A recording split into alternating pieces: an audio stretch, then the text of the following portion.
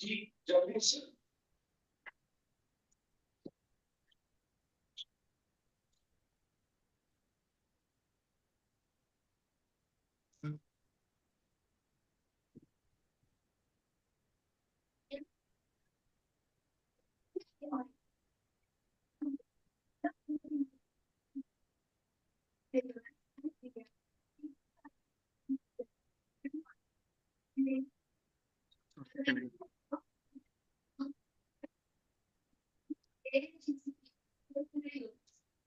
The American Association of Government Policy, AAGCPA, has organized this annual event to honor and recognize academic excellence in individuals, which are recognized by the association for 2024. This marks the 21st year of the award ceremony. I am sure you all applaud the AAGCPA's philanthropic support conference in their mother tongue.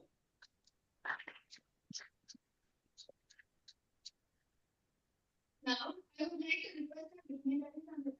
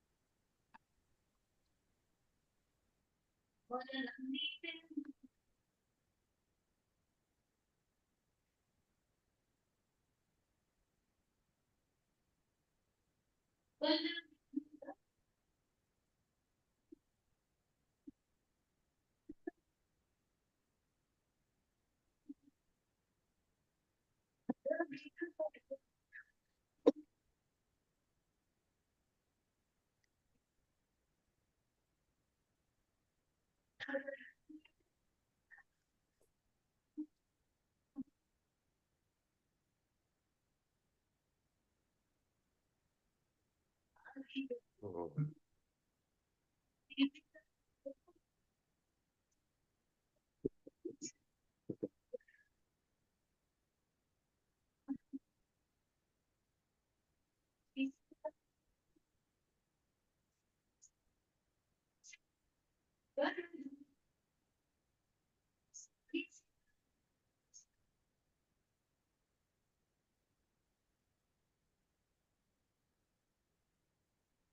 नहीं चल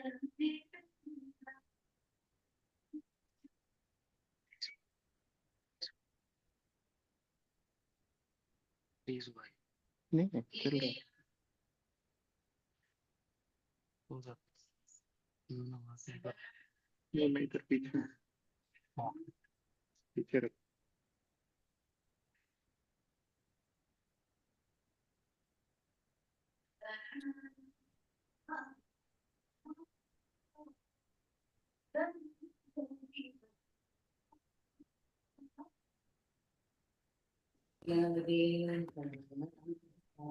मधुरं विवेहिनागे गणनाथ देवा वन्दिते हिनगे गणनाथ गणविघ्नगणपते गणनाथ देवा गणनाथ बन्धविघ्नकळे गणनाथ देवा वन्दिते हिनगे Gananath.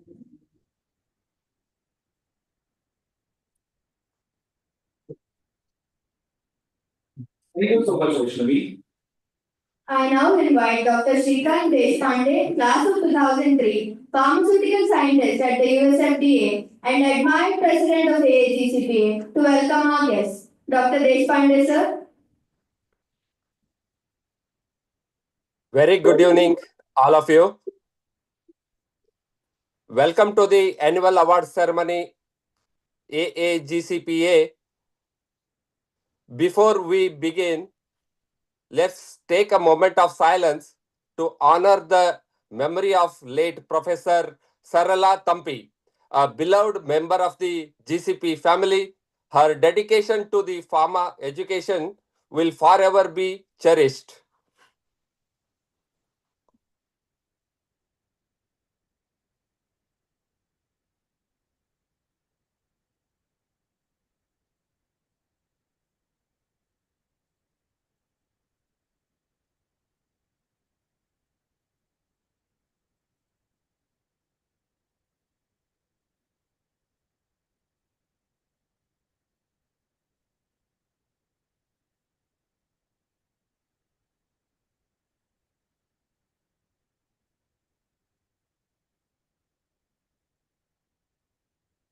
Thank you so much, Mrs. Sarla Thampi, ma'am. You will be deeply missed. It is with a mixed solemn remembrance and joyful celebration that I stand before you today's evening. My name is Shrikant Deshpande. I am currently working with USFDA as a pharmaceutical scientist in the OPQ division. It is also my great privilege to be a part of the AAGCPA as its president. I think you can stop that because it's falling on chief guest's face.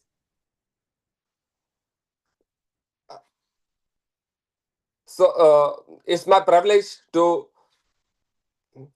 be a part of the AAGCPA as its president. My journey at GCPA, where I completed my master's 2003 to 2005, it has profoundly shaped my professional trajectory. Now, it's my distinct honor to welcome you all to our annual awards ceremony 2024. We are celebrating in 2025. The Government College of Pharmacy has consistently provided a platform for nurturing exceptional professionals, and I am confident that this legacy will continue to thrive. Now, I extend a warm welcome to our esteemed chief guest, Dr. Mahesh Bhalgat, a group CEO and managing director of Vida Life Sciences, Ahmedabad. Dr. Bhalgat, your presence graces this occasion and adds immeasurable value to our proceedings. Welcome, sir. Now I delighted to welcome our keynote speaker, Dr. U.V. Babu, Director of Research and Development at Himalaya Wellness Company, Bengaluru. Dr. Babu, your insights and expertise will undoubtedly enrich this event. Welcome, Dr. Babu. A special welcome and congratulations to Professor Vijay G. Joshi, a newly appointed principal of Government College of Pharmacy. His unwavering support, commitment to excellence have been instrumental in the continued success of this institution. Welcome, sir. Now, a heartfelt welcome to Professor K. Sreedhara Ranganath Pai, who is being honored with 21st Stars Teachers Award today. Your exemplary dedication to teaching and academic research serves as an inspiration to all of us. Welcome, Dr. Pai. I am pleased to welcome Dr. G. Jagdish, our former AAGCPA president and distinguished alumnus. His tireless efforts, dedication have been instrumental in fostering a strong and supportive alumni community. Welcome, Dr. Jagdish. Now I welcome to all esteemed faculty of Government College of Pharmacy. You are cornerstone of this great institution. Now I cordially welcome our invited guests, former faculty members, distinguished professors, and my dear friends for joining this event. Your presence always enriches this occasion. And very special welcome to the heart of GCP, our students. Your collective dedication and hard work have made today's celebration possible.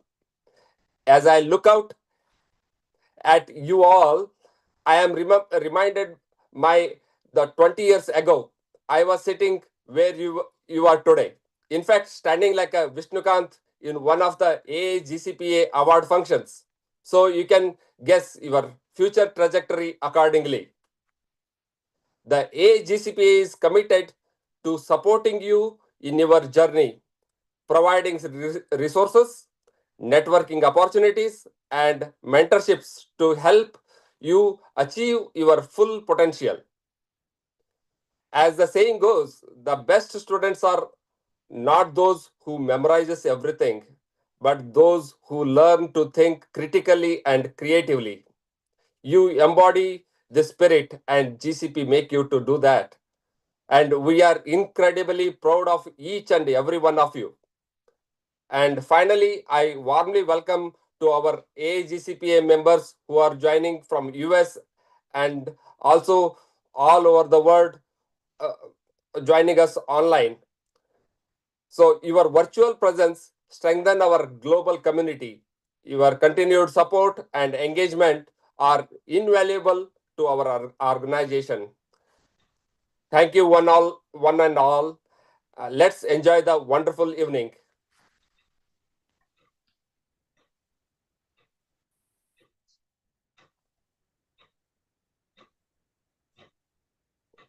Thank you.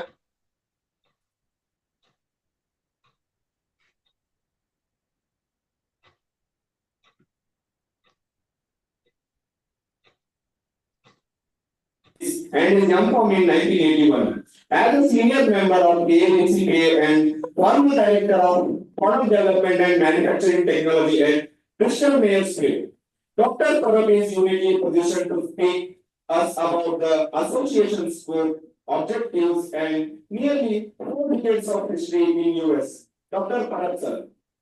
Yes, thank you, everyone. Can you hear me? Yes, thank you.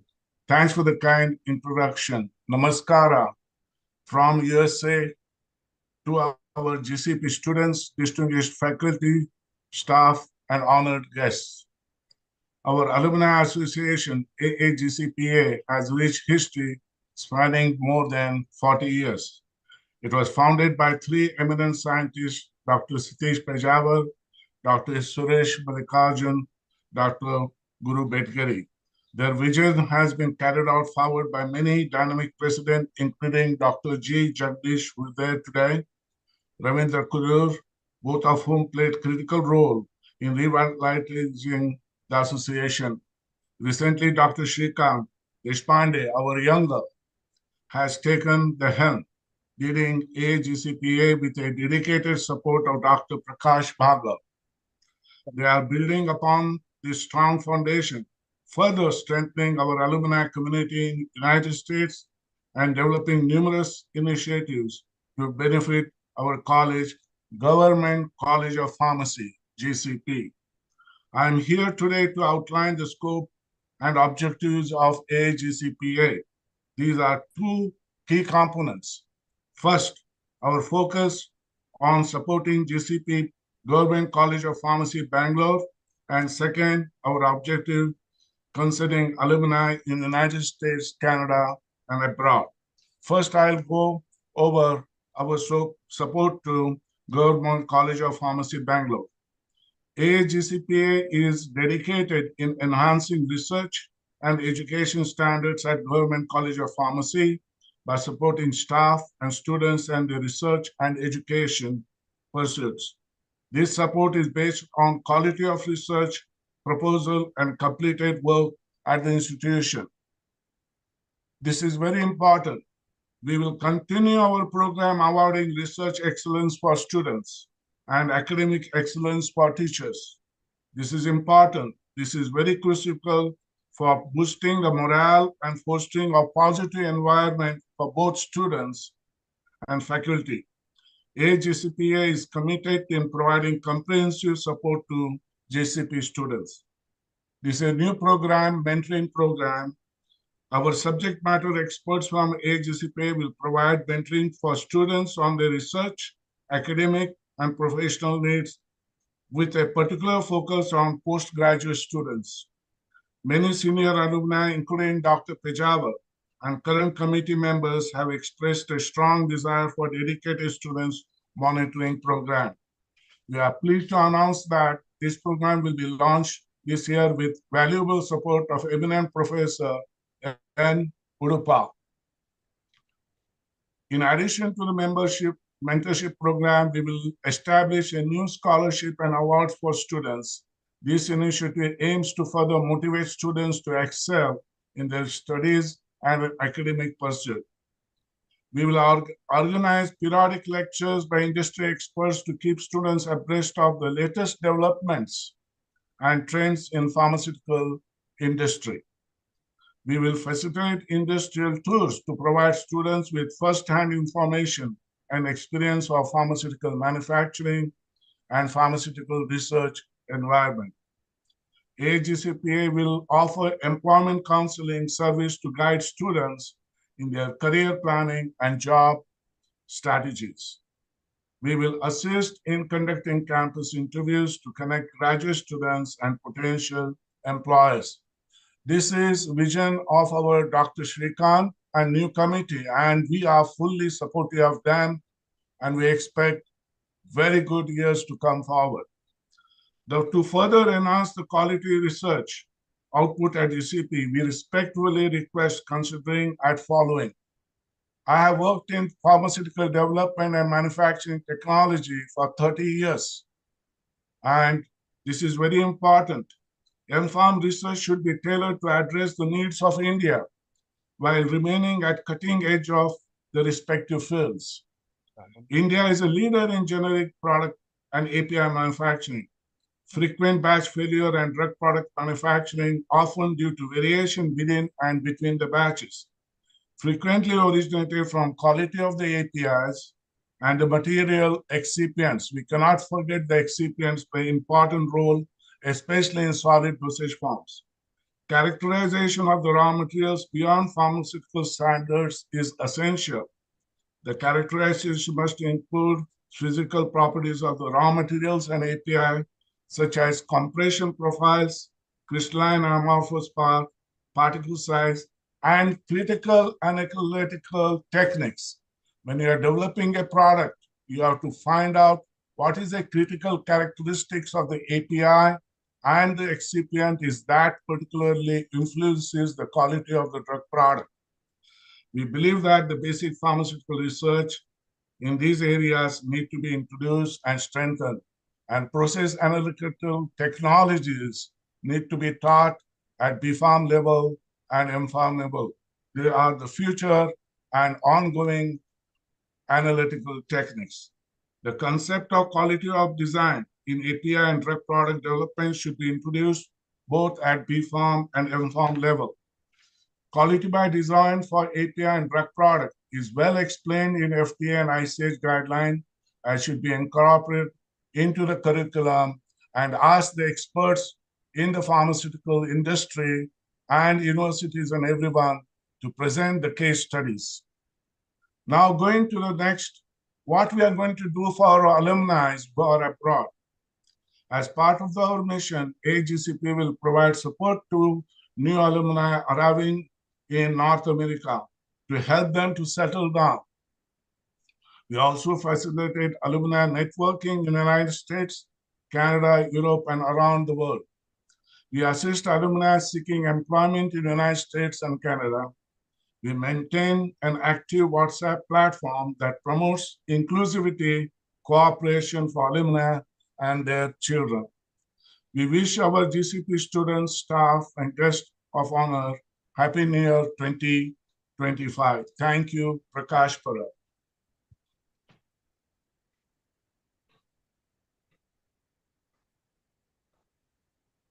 Dr. Parab.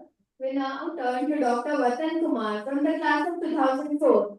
Dr. Vatan Kumar is a postdoctoral associate at Alumni Pharmaceuticals in Cambridge and a valued alumnus of AAGCPA. He will have the honor of introducing today's keynote speaker, Dr. UV Babu.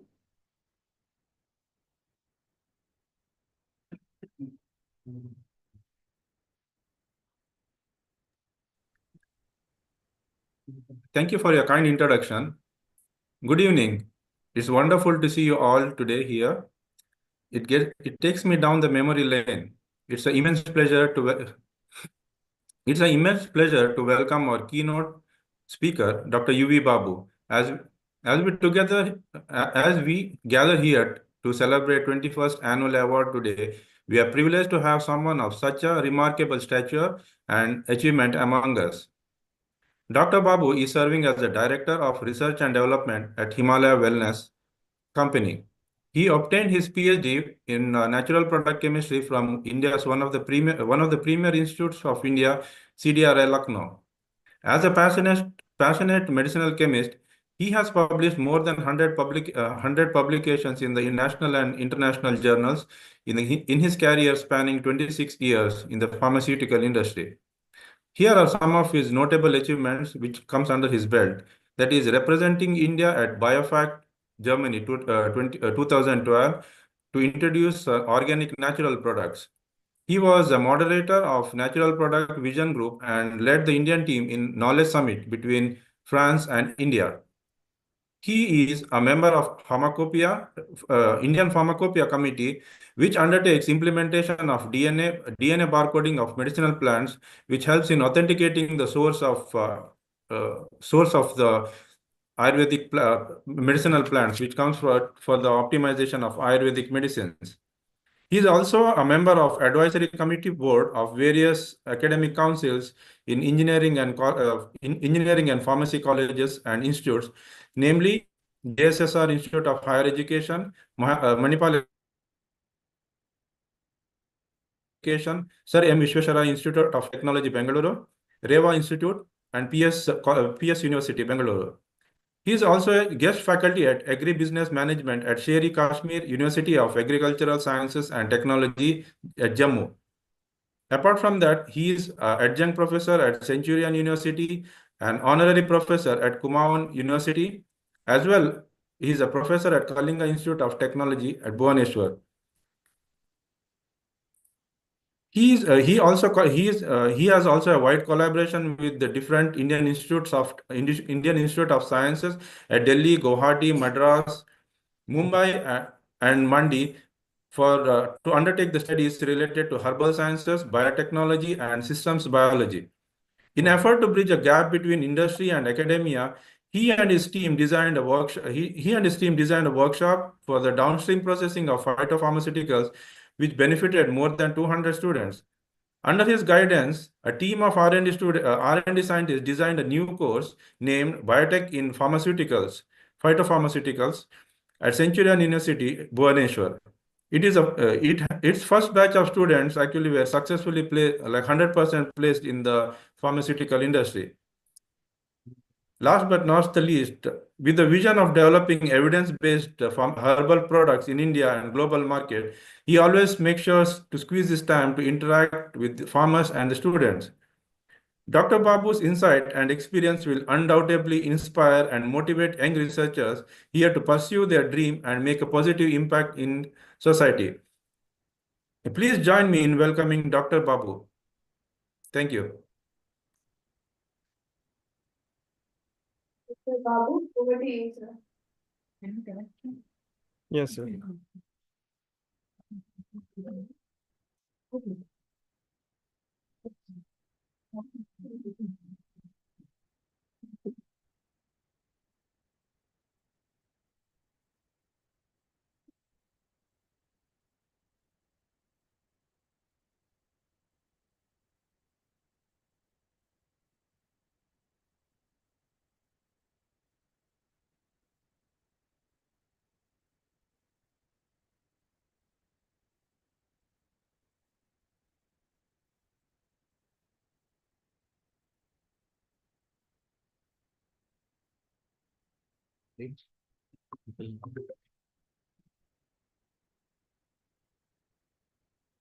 People who join conference, can you see us? Yeah, they can see this. This one, my camera. अच्छा, okay. उल्टा कर दे. अभी पे off camera. Fine. How would it be on the other side? Other side, that's why. अच्छा, okay. Thank you. Can you change the slide now? I'll change it, sir. Switch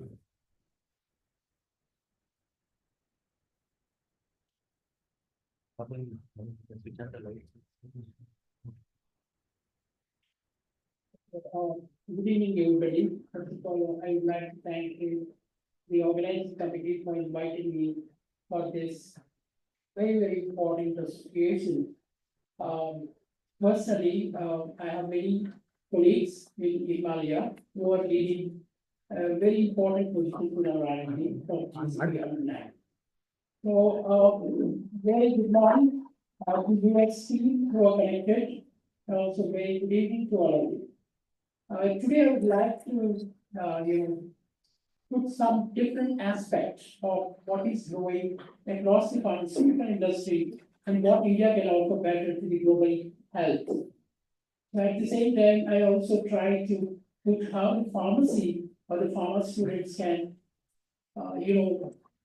excel their skills, what you're studying in academia, but there's a lot more that we need to do when it comes to natural products.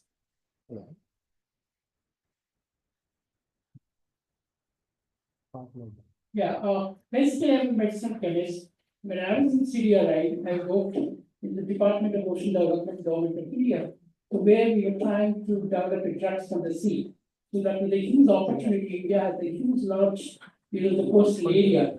So we were focusing on how the natural products can play a significant, the contributions from the sea. So me and our group was very lucky when we isolated the first time the sphingolipids and the cerebrosides from the marine animals, and we made a significant impact on the antiviral research in India. Some of those compounds that we isolated during the time was published in Journal of Natural Products of Public Chemical Society and also the European Journal of Organic Chemistry. So these molecules, when we isolated, all the synthetic chemists were focusing in the CSR laboratories for trying to synthesize these molecules. Okay, that is the way, I completed my PhD and joined in industry. So next few slides, I would like to actually focus on how I transform a very minded of synthetic chemists, where we think that a single molecule is only responsible for biological activities, how we connect back to the nature that is offered in our operation medicine called Ayurveda. Okay, I belong to Himalaya. I joined Himalaya after completion of my PhD. I worked there for the last 26 years. I'm carrying the research and development. So I belong to Himalayas. The company has, started in 1930. As you can see, it's like now our former chairman, when he was visiting about money, he found that the agitating effect was feeding with some of those, medicinal plants. It was very curious to know what was that medicinal plants, and it happened to be probably a certain data, and that is where we were the first company in the world to launch first anti-hypertensive drug, was in 1934. Yeah, the journey that started in 1934, we have huge milestones. We are present in more than 100 countries today. Yeah, I would like to say in 1955, we have launched the Lee-52. Again, it's a hepatitis drug. So where this is the product which is present in more than 100 countries today. And this is the only company, this is the only product which has got maximum clinical trials in the history of,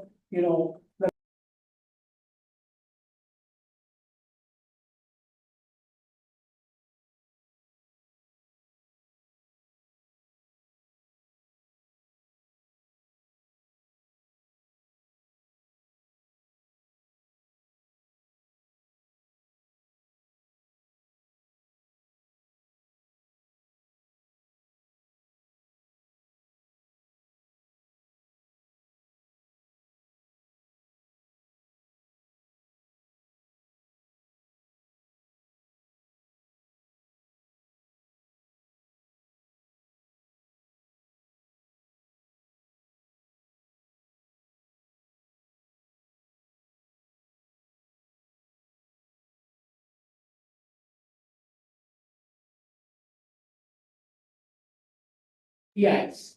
So helps were explored to isolate the molecules. As you know the story of Taxol, as you know story of penicillin. So I just would like to connect that kind of that discovery, which was exploring the medicinal plants, what best we can do, the Indian medicinal plant. If you look into this, all Indian medicinal plants, we can categorize into different kinds of areas of products that we can develop. So I would like to take traditional medicine. I would like to take Ayurveda as an example. Here you see Ayurveda classical medicine, Ayurveda proprietary medicine. So just to give an example, the classical medicine is exactly what it is mentioned in the classical textbooks. Whereas proprietary, where you can take clues from the Ayurvedic textbook and we can put a lot of science and the discovery to it, and we can have our own proprietary within the textbooks what it is mentioned. That is called proprietary. As I said, we all know that new chemical entities are derived from the herbs. But more interesting aspects are coming for the last 1 decade is the new categories coming up that's called pharmaceuticals. I would like to explain the following slides about it.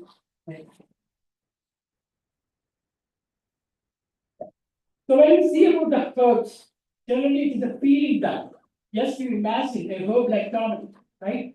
So we feel that yes, turmeric, and then if I take the turmeric and make it into a powder, maybe I am adding a value. Then take turmeric to make it into an extract, I'm making much more value. Then isolate those compounds, and then finally the purified compound called glutamine may be the better, efficacy. That was the very philosophy that natural product chemists always think that I have to isolate molecules, therefore I can enhance the biological activity. But if you see the actual the science behind the plants, synthesizing these molecules, there were different reasons why the plants are contributing these kinds of phytochemicals. We have seen the very conventional drug discovery. We have seen, combinatorial chemistry. When the conventionally the drug discovery was happening, so we were not getting the fused molecules as the big molecules. So combinatorial was chemistry was came into the mainstream research area. Then it was expected that drug discovery can be much more easier. Okay, we may get much more APIs, but that was not a real story that has come out. But if you relate that what is the combinatorial chemistry, what is the high throughput screening, what is the, the semi-synthetic chemistry that we do, exactly plants do in science. The plants have hundreds of molecules. It is the transformation of one simple bioactive compound to different kinds of compounds. So this is actually the plant synthesize for their own benefit. Now, if we explore, it's not a clone, it's not a molecule, it's not a compound. All are possible to make into a best supplements. Right? So as you have seen, now the natural product chemistry has become into a almost like a drug discovery. There is no difference when we talk about natural products versus the synthetic organic chemistry. This is absolutely saying that drug discovery is done. But while we are doing it, while we are achieving this kind of this, we have come up with a lot of things that which is actually not necessary. So I will give one few examples in the slides, but whereas when we are trying to isolating the molecules, then we found that it getting devoid of bioavailability. No, actually, the country needs drugs that are most affordable, accessible, and assure safety. Last month we had the World Idea Congress in Bengaluru. The Ministry of AYUSH has, expected that, it has declared that there are about $200 billion opportunity from the goods that we can do the supplement sector together. So how, for the last few decades, if you are following the natural products, how this has been changed? The first thing is the government of India has established Ministry of Health. 2014, and there was a movement called Make in India. And the pharmaceutical is a new category of the drugs that come from the herbs, and also Atmanirbhar Bharat in 2022. The WHO has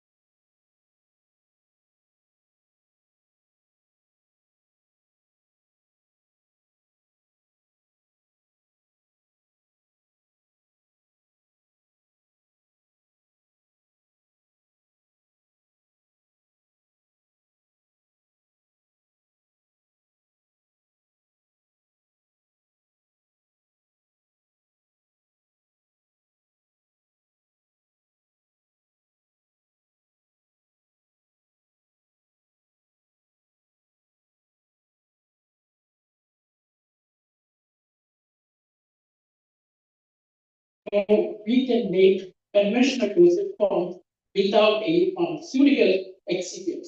I will show you next few slides there. Yeah, the traditional, the center that is established, that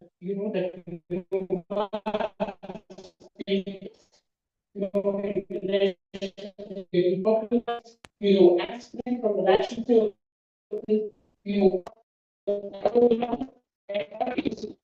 what you see there and that is expect that what you see in the base axis on your it's totally out what you see is developing the resistance in many countries. The manufacturers copy developing the host of developing the drugs of the first single molecule. What we say India has got 150 certificate marks.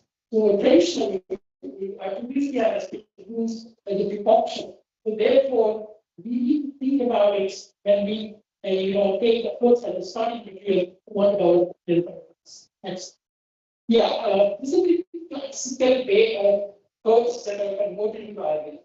Then you can see what the traditional approach, selection of plants, extraction, and the final products. When we get back and see lot of R&D processes, why oil section, have the BS section, have made a different types of processes. We go later, what the modern technologies that we can adopt. Then we come back into supercritical extraction, nothing bad what we are doing. Then we are seeing today the fermentation technology. The globally it is moving, and it's nothing but in our traditional knowledge, it is still management. So how it looks like very simple, lot of science inside. Even today, we are able to decipher what is the logic behind this. There are a lot of science that still we can know from the measurements. So basically, when we have a course for the standardization, different the course can be used as a single markers or a group of markers and standardized that we made. There's a single works, for example, you can see the charming ashwagandha codes, but we were getting very, very difficult when we want to make these products to export different countries. When you have multiple codes, that is called polygonal composition. But earlier people were not even understanding. Even the regulator was unable to understand the role of codes. Then there were many cases. Most of those, videos, want to take to understand the carbon medicines. Next. Just quickly, we heard. What exactly we do is when we take herbs, we always say take a bioactive compounds. No, herbs are not only for bioactive compounds. The herbs contains bioactive compounds. There are also analytical markers that actually define the efficacy of the herb, but it is not actually a bioactive compound. And then there are many compounds in the herbs which can be used as biological enhancer. The herbs itself contains the binders, the excipients. So you don't have to use any synthetic excipient. And herbs are also contains the molecules that can work as a preservatives. So we explore all the things and we ask ourselves the question that can we make supplements that are 100% natural, not using any of pharmaceutical excipients. Next. Yeah, next. So there were papers, again, this is supporting us that when the discovery was taken by multinational companies, they were working, there was another philosophy that it's not only the discovery, there are many mechanisms that are reversed in the plant chemistry that will actually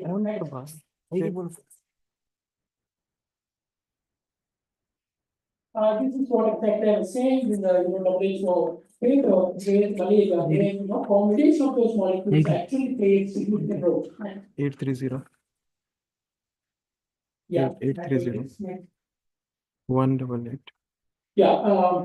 Now, 30. when those students who are studying pharmacology, 196. traditionally what happens when you're studying the pharmacology, you just only see that what is the microscopic, of the herbs, the pharmacology, microscopic, macroscopic data or maximum and right? So that is what we need to come out much more advanced techniques that to determine the adulterations that happen in in the trade. It's very easy to do the research in the laboratory where you can go and pick up some of these herbs. You can identify the authenticity. Just think about it. Your companies who are having more than 100,000, like 100 metric tons or 1,000 metric tons, it's always a difficult. Is there any adulteration? There are enough examples today. You have the reports that how many is the hepatotoxic. Gudici during the COVID said that Gudici is getting the liver toxicity, but these are not actually the herbs that are mentioned in Ayurveda as causing this kind of safety issues. The issues is adulteration. Yeah.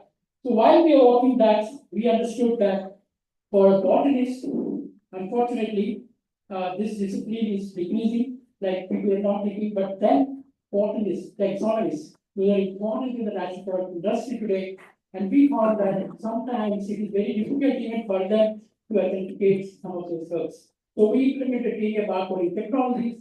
Next.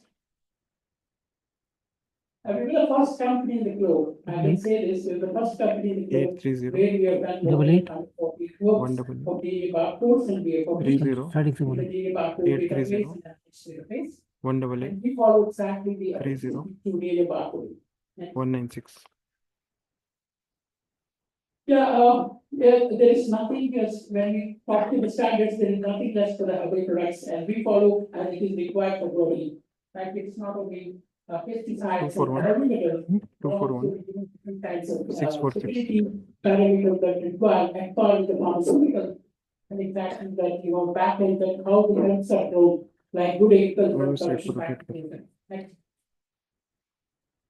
So if you see this picture, it's a huge challenge for the pharmaceutical, analysis. Like if I have to relate that those who are studying the, Video pharmaceutical on. and the chemistry, or analysis. So this is exactly a herb which we pick up and making it to a product and the exporting to the more than 100 countries requires more than 300 tons, which adopts all kinds of this efficacy, contaminants, to ensure that the herb is safe for the long time use. We also work with various pharmacopoeias. These are one of the examples where we work with United States of Pharmacopoeia and we have contributed many photographs for the years.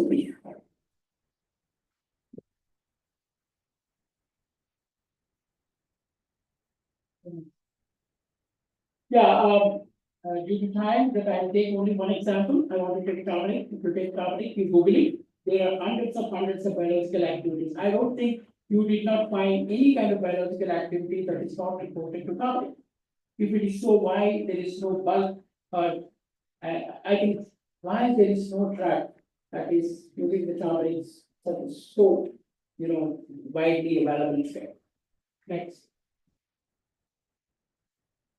So if we apply pharmaceutical chemistry, the formulations, the turmeric taken and isolated the curcumin. When we isolate the curcumin, actually the bioavailability has been very poor. It is not even more than 8%. Then what the pharmaceutical scientists explore many kind of different delivery dosage forms, as you can see. Different dosage forms you can see, the particles, nanozones and all.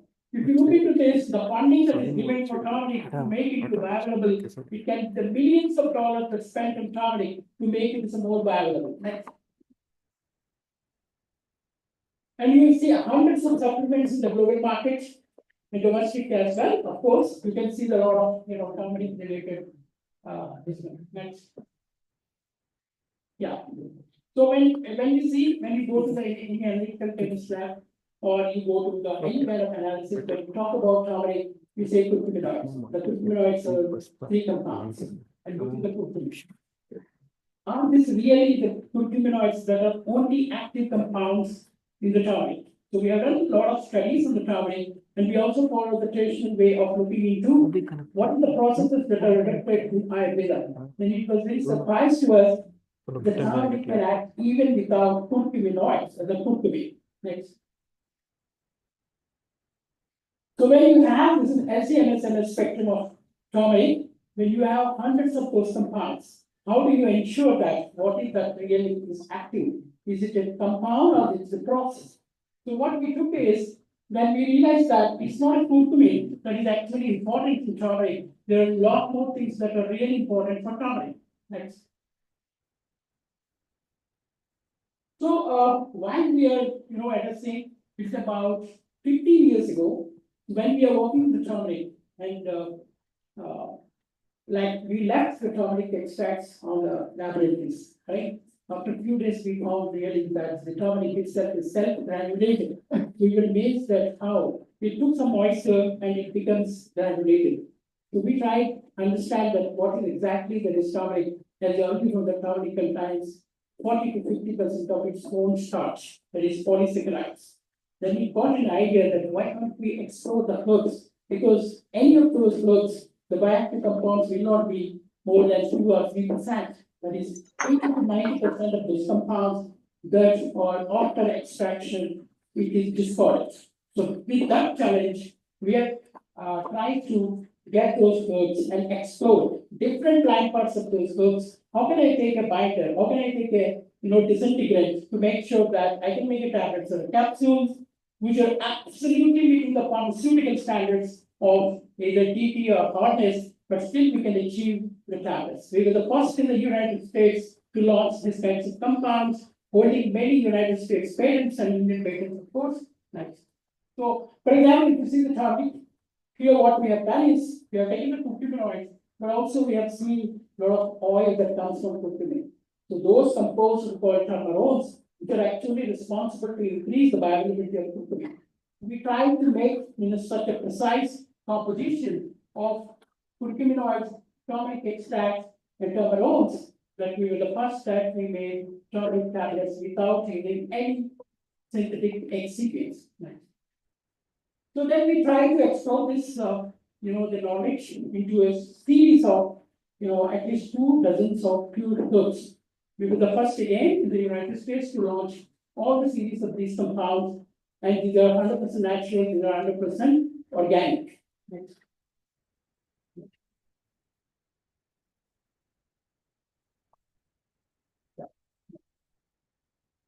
So always, as a pharmacy, faculty, you always see that how can you think about the pure compound versus the spectrum of molecules? As a medicinal chemist, I always also think that what is the single molecule that is going? So we were working 15 years ago on the can we develop hepatitis virus drugs? And we explored 300 medicinal plants. We have got a handful of herbs that contains is giving a good HPS activity. We zeroed in the flavonoids that are responsible for the activity. We get into the much details. We found the active compounds. Then we realized if that active compound has to be commercialized, if that active compound has to be synthesized and make it drug, and this will not be affordable to the common man. So when we went back and see that what is the unique combination of these compounds that can really make a drug. Next. Yeah, we have done different, combination. Next. Please go on. Yeah, so we have done different compounds. Yes. Yeah. So, you see some of those active compounds are 0.0002% each. So it is impossible that we can make a drug from the herb. Next. So with that knowledge, we have first time launched as world's first herbal drug for effective treatment of hepatitis B virus. The very purpose of this, if you can see this, in an allopathic drug, the conventional drug, this data was very few years ago, maybe the cost may changes, but then if you see here, for 6 months treatment, it cost around $1,800, whereas the herbal supplements can be $85. When I'm saying that there is no difference in terms of its efficacy, in terms of its safety of these drugs. So what I mean to say is, yes, we can do the wonders with the herbs. We can ensure that the herbs or the drug development from the natural products as serious as the pharmaceutical, we followed it, but still we can deliver drugs at affordable cost. Similarly, we were working with anti-cancer. As you know, the Taxol, Vincristine, Vinblastine, there are many drugs, there are many molecules that you can see in National Cancer database. Then we are also trying that often. We have done 600 medicinal plants. We are going to choose the molecules. These molecules are much better than Taxol. Then we try to, making it whether these molecules can be part of this one. Next. So different structures we found as a chemistry approach we found. Then we found all these molecules are actually have some kind of toxicity.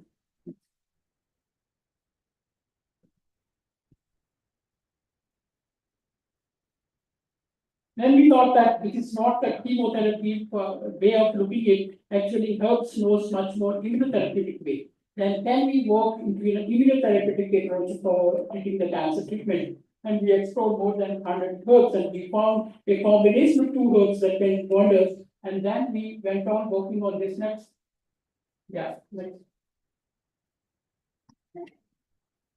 Then we launched a product called Immunosante. It is for pharmaceuticals, it's a broad spectrum immunotherapeutic agent. So when we are working with that, we also done with the help of IIT Mumbai, where the system biology is now connected with all kind of software. Then how this drug can be used as an adjuvant to the cancer therapy, where the patients are taking the chemotherapy. And very surprising to us that this drug can actually bring down the dose and much more. The duration of the drug can be taken with the safety dose. So these kind of things that we can do using the global. Now, you see that globally, the people are moving towards much more ways of supplements. People wants to be 100% natural, safe. People wants to be healthy, younger, and they want to maintain the health. They don't want to take unwell or disease. So what the people are exactly looking at? People wants to look at green technology. Now the question is, can I isolate the different rights without insulting?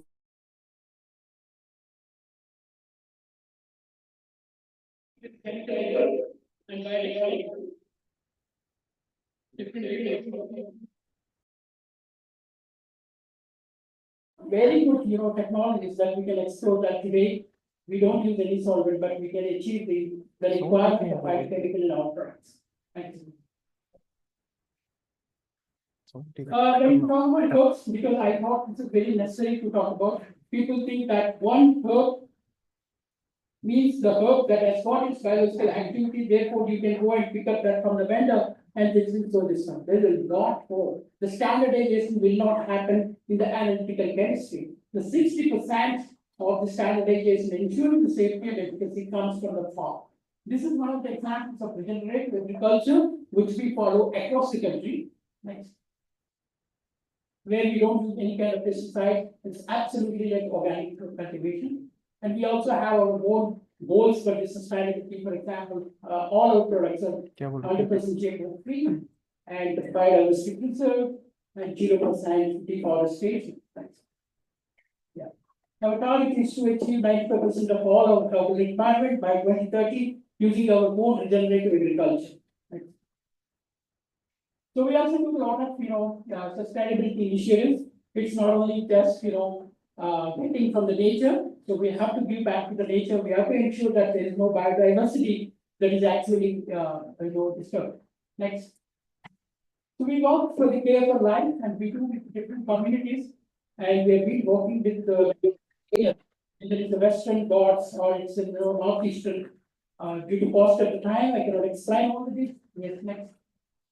Care for community, we work with thousands of farmers across the country. Right? The Kisan Mitra is a program where we work with different, the states of the country. Next. Yeah. Here I just want 2 minutes. How important is academia industry interaction?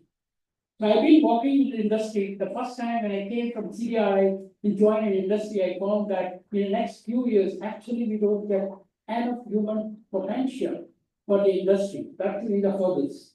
We were not getting a good candidates from the institute because nobody is believing that herbs has their candidate. Today, I get an application from the top institutes in this country to do the internship. The last year, we provided more than 80 internships in our R&D for different institutions across the country. So the collaboration is more important. If you look into the funding that is happening in this country, you can see that a lot of funding happens, and those are basically repetitive work. Because same people are working at different places for different, doing the same herb or different goods for the same thing. So the first thing which we look is if you have a skill set, if you have a capability, why I should develop an R&D. So that's with that background, we started interacting with different academic institutions across. Then we also realized that our employees should get much more knowledge and enhance the skills that we are working with the different institutions and R&Ds in the PhD Group Center. When we talk about the collaboration, there are a lot of collaborations between academia and industry are very open-ended. At the end of the 2 years, 3 years, we don't get what exactly. So we have to be very clear when we talk about collaboration between academia and industry. So define very well at the beginning, set and deliver at different milestones. This is one of the things which I was presenting the FICCI annual Bharat Summit, how the academia and industry should work together. Yes, we have been working with the top institutes in this country, mostly IITs and different CSR institutes and pharmacy colleges, universities, and we have potentially developed 30 collaborations the last year to have it. Next. This is what exactly I was saying, but yeah, you can see that most importantly, my idea is that make science very simple, not complicated. Make it very simple and define the goals very well. And the industry experts should be part of academia. Academia should come and, take part in industry, you visit, you be there 1 month, 1 week. And similarly, the industry experts should go to academia and they should, teach the students and exchange or share the knowledge. Yes.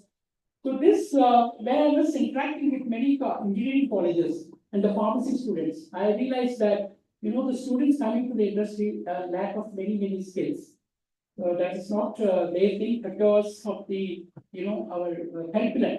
So I started part of curriculum, part of BOS for many colleges. Then we tried to, apart from this, as we and my scientists have voluntarily agreed that we have to develop a 10 weeks program where we can, share our knowledge and upgrade the skills. And we have been doing that for the last few years. So more than 200 students have been completed the course of 10 Saturdays that we go to a particular college and we do the course. And they find it very interesting, but because then few of them really taken a very good, research projects in the herbals. And we also funding with the Prime Minister Research Fellowships, where we are currently with JSS and IIT Madras, and those fellowships have really gone into the new product development.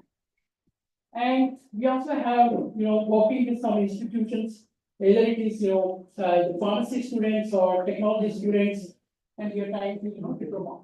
Like, one of the important things which we found is the pharmaceutical is a new category which has come. So we need a lot of, the resources in this country. Then we have developed the BTech, 4 years BTech course in the pharmaceuticals. So we have been discussing with few IITs whether MTech can be part of it. And but then, the Centurion University has launched this course 4 years ago. And I take the responsibility of placing those students in the last year. So this is, this is going to be one of the very good initiative for the industry that they will get very trained, resources. Next. These are different clinicals. Just I wanted to put that how we are, when we talk about the herbs, it is not just, people have a kind of impression that herbal products have not followed the clinical trials or that required that the double blind, classical control, multi-centric clinical trials. But we exactly follow what it is required because it is not only Ayurveda in India, but we have to do many countries across the globe. So we are also the first company, the pharmacovigilance from the herbs, herbal pharmacovigilance that we have established. Next. Yeah. So we do also, of course, publications in the clinical papers. Next. So for the last 2 decades, we and my team explored more than 1,000 plants, and that has given us around 80+ patents across the the countries, and that delivered very innovative products. As I said, there are a lot of things science is there in traditional knowledge, because we are unable to decipher how these things are working. Our simple logic is in all things of nature, you can see that there is something of marvelous. The only thing is you have to exactly use the precise science. They have to power to be miraculous, they need not to be complicated, they not to be, so the art is of is using the precise science, a simple science that can deliver the things. Nice. Thank you. Our journey will continue. Thank you so much for this program. Thank you.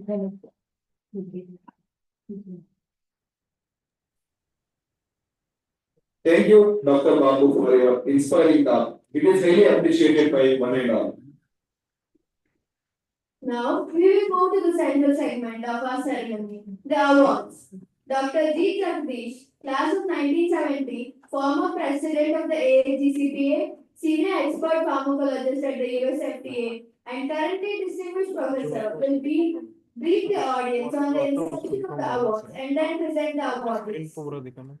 Screen of कर दे क्या projector नहीं चाहिए ना So much. नहीं चाहिए शायद Distinguished invitees, respected Teachers, fellow alumni of the Government College of Pharmacy in the US and India, teaching faculty, students, and ladies and gentlemen. So already heard about the development, scope, and objectives of our association from our senior Prakash.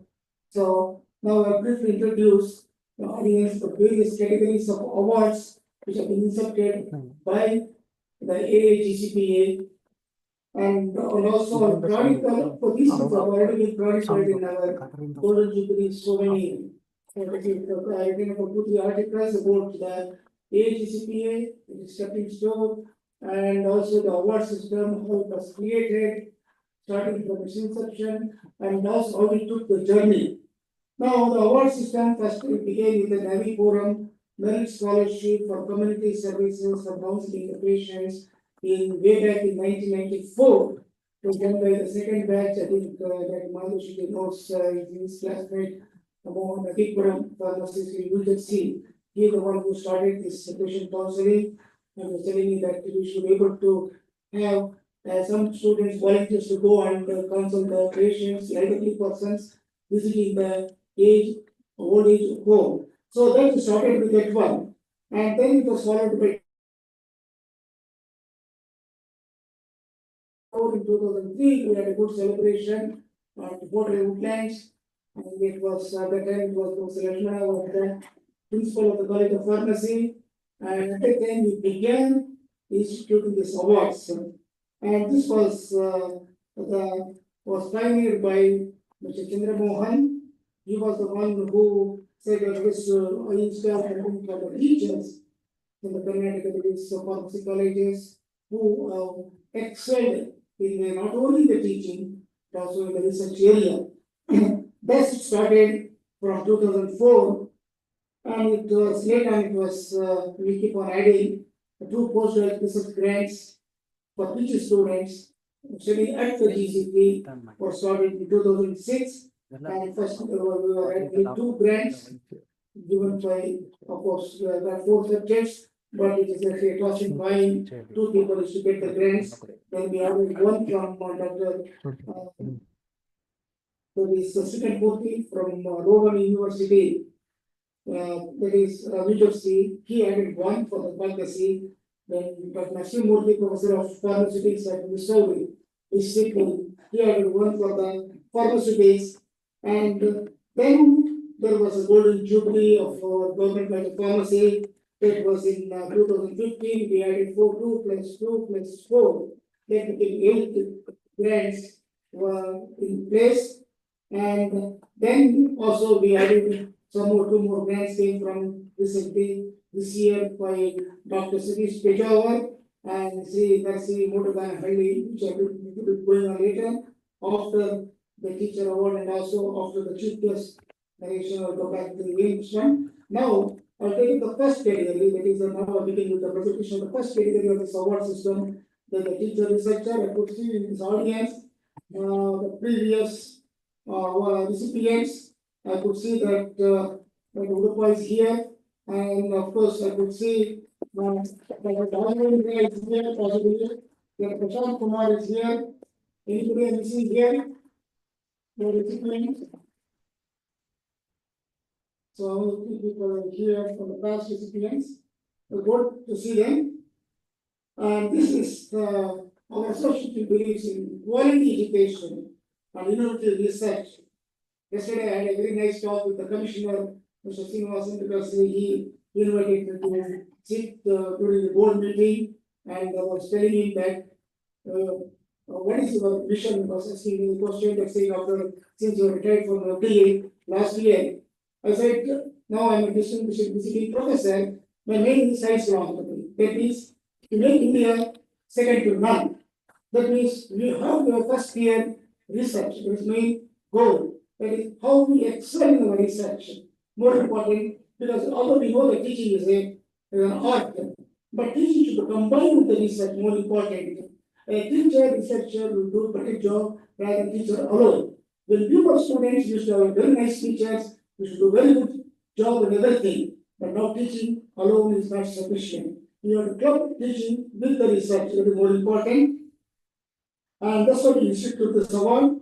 It is based upon 8 rigid criteria, and in nutshell, we weigh on candidates' professional qualifications, achievements, mentoring other students, it is over the former PhD and also postdoc students, and success in their research project, plus also how much wealth they amass. Wealth is not salary wise, but the grants coming from various grant awarding agencies like ICMR, DSP, CSR, etc., and also foreign grants. So we weigh all those criteria also. So on behalf of the Star Management Board and Committee of the Star, I'm happy to document today Dr. Sreedhara Ranganath Pai, currently a professor in the Department of Pharmacology and Manipal Pharmaceutical Sciences, MAHE, Manipal, is the recipient 2024 Excellence in Academic Research. The Teacher Difference Award of the Sri Subbaraya Setty Students Award in Pharmaceutical Sciences was able to meet all the review criteria laid down by our association and judged excellent by the 6-member panel of expert reviewers, not from India, outside India. Not because of the not a biasness in there, because everybody knows that who is this candidate, whether it is Dr. Raghavendra or Dr. Sreedhar or Dr. Prashant. So we don't want that bias should happen, so we remove the biasing factor. So this is the 6-member panel of expert reviewers chosen in the US as well, coming from various academic institutions, and subsequently to be endorsed by the Award Management Board Committee. So a lot of recognition here. Staff will receive a cash prize of 20,000 rupees. You can take home and enjoy the amount. Plus, we are going to give 50,000 rupees with that is for supporting the existing research. So now I request Dr. Sreedhara Pai to put a chair here, please. Sreedhara Pai to say forward and receive the award. Please be seated here.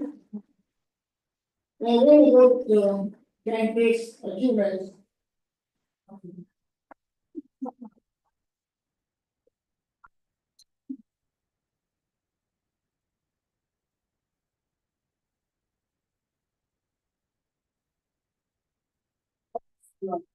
We wrote about 2 pages, it's too much for people to take here, the dose is too high.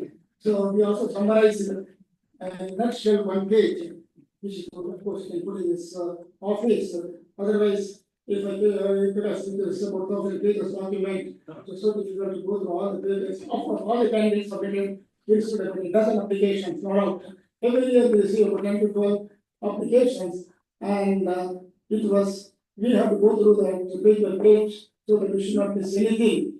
And many times we keep on asking query, that is, what is this one, what is that one? So I would be able to read only a small segment of what I wrote, that is 2 pages condensed to 1 page. And I'll see the Ranganath Pai noted B form and BM form 94 and 87 respectively, and PhD 2003. He began his teaching career in 1984 and held positions at several institutions. He became a full professor in 2011 and headed the Department of Pharmacology from 2014 to 2021. His studied institutions, the National College of Pharmacy Shumaga and Manipal College of Pharmaceutical Sciences MAHE, have confirmed the Teacher Excellence Award on him. Dr. Pai has taught for 27 years, solid 27 years, mentoring numerous PhD, MD, Ayurveda, and informed students. He has published 154 peer-reviewed articles. We have already put in our criteria in our brochure, that is, candidates are advised not to submit any papers which are published in a predatory journals, which you are very much against. So they have to give what is the Q1, Q2, Q3, what is the impact factor, and by chance if we notice that any papers published in plagiarized journals or predatory journals or highlighted journals, we disclose the candidate. So that is stipulates that already been mentioned in our brochure, not to submit any college magazine articles, it cannot be considered as a publication. We are very strict about it. And also he was submitted book chapters, edited books, a peer reviewer and editorial board member for several journals and exam nearly 60 theses. We have been conducting workshops for last several years on this basis. Of course, when I'm here for 1.5 months, we already planned for about more than a dozen workshops on this basis to train students and faculty on the importance of quality publications. This is what yesterday I was mentioning to a commissioner, that is India has moved in publication from 10th position all the way now to come to the 4th position, I think 3rd position I will submit. UK and European countries, 4th in quantity. not in quality. There is the one aspect which I told Commissioner yesterday, and unfortunately, our papers are not cited. So citation is very important for a scientist. What we write, somebody has to read and appreciate. It's more important, not just simply writing a magazine for a college magazine, which only a couple of people read. No, our papers should be cited, they're more important. That's why we give a column, how many citations are in your paper. Then basically we'll be having 8 index also. The first research focuses on preclinical research going to studies in cancer biology and Alzheimer's disease using computational drug design with studying the software. His main focus is drug repurposing through in situ screening to find new therapeutic purposes for existing drugs. He collaborates with Columbia University, US, and Harvard Medical School, which is very prestigious, so you know very well. His work aims to develop novel therapies for how to treat cancers. Even though it's not number one killer, number one is the cardiovascular disease, and we know that one. And but still, it attracts more grants globally, and more number of drugs are being approved for cancer rather than cardiovascular disease. You know, it is number one killer.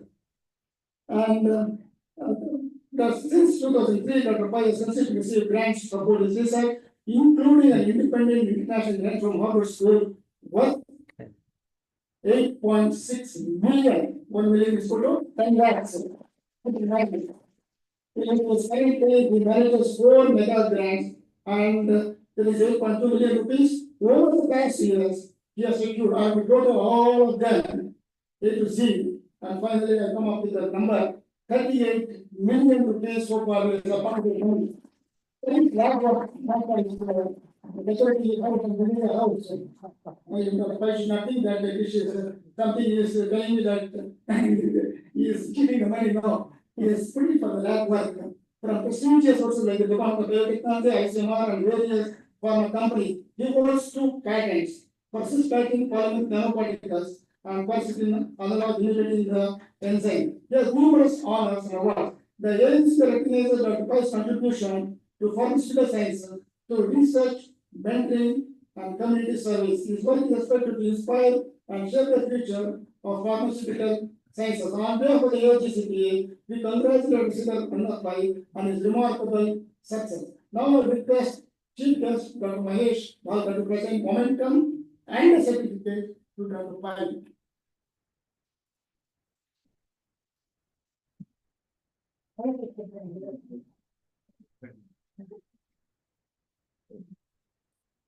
Momentum and a certificate. Now I would request Dr. Babu to present the shawl. Which will go about the plan. You could move to the other side.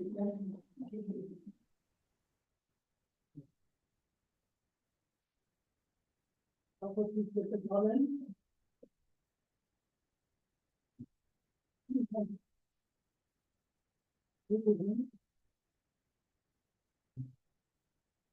And then we go into the bouquet for the solution. The bouquet to Dr. Pai.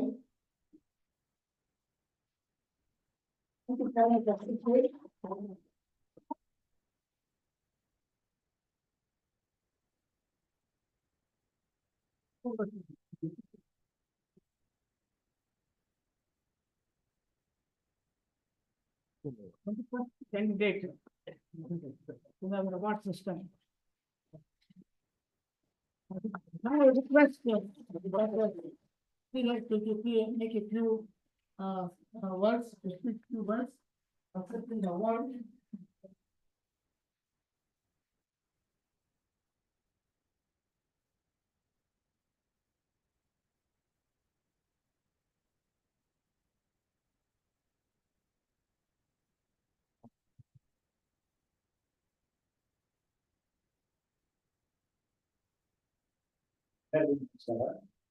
Good evening, distinguished guests, respected colleagues, esteemed member of academic community, and dear friends.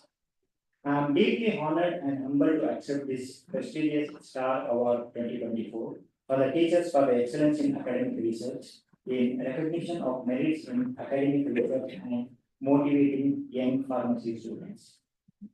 It is a moment of immense joy and gratitude, and I thank the American Association of Government College of Pharmacy, New Jersey, for recognizing my efforts and contribution to the academic research. This recognition is not just a personal achievement, it represents the collective support of my mentors. I'm very happy that I have two mentors with me at present, Dr. Eminera and Dr. Vipa sir. And the colleagues, students, family, without whom this accomplishment would not have been possible. I want to highlight the Star Awards were instituted in 2004 in the memory of late Sri Subbaraya Setty, father of Mr. H.S. Chandramohan, a distinguished alumnus of GCP from the batch 1972. The awards were established to recognize the future, promote the research in pharmaceutical sciences conducted by the teaching institution across Karnataka. Sri Subbaraya Setty is a dedicated professional pharmacist who is deeply represented and respected and admired in the pharmacy profession. I extend my heartfelt gratitude to the members of the Subbaraya Setty family for honoring his visionary commitment to achieve pharmaceutical education and research in India. I would like to express my heartfelt gratitude and acknowledge the presence of my esteemed gurus, Dr. Eminera and Dr. N. Ulpa. Dr. N. Ulpa was traveled all the way from Manipal just to attend this particular special function. Thank you, sir. And one very important thing I learned from my mentors from the Manipal College of Pharmaceutical Sciences, from Dr. Ulpa and Dr. Eminera, that is the relationship between the student and the teacher. I believe that the relationship between the student and teacher, it should be just like Krishna and Arjuna. That's what I learned from the mentors. Why Krishna and Arjuna? It should be just like a mentor, like a teacher, and like a friend.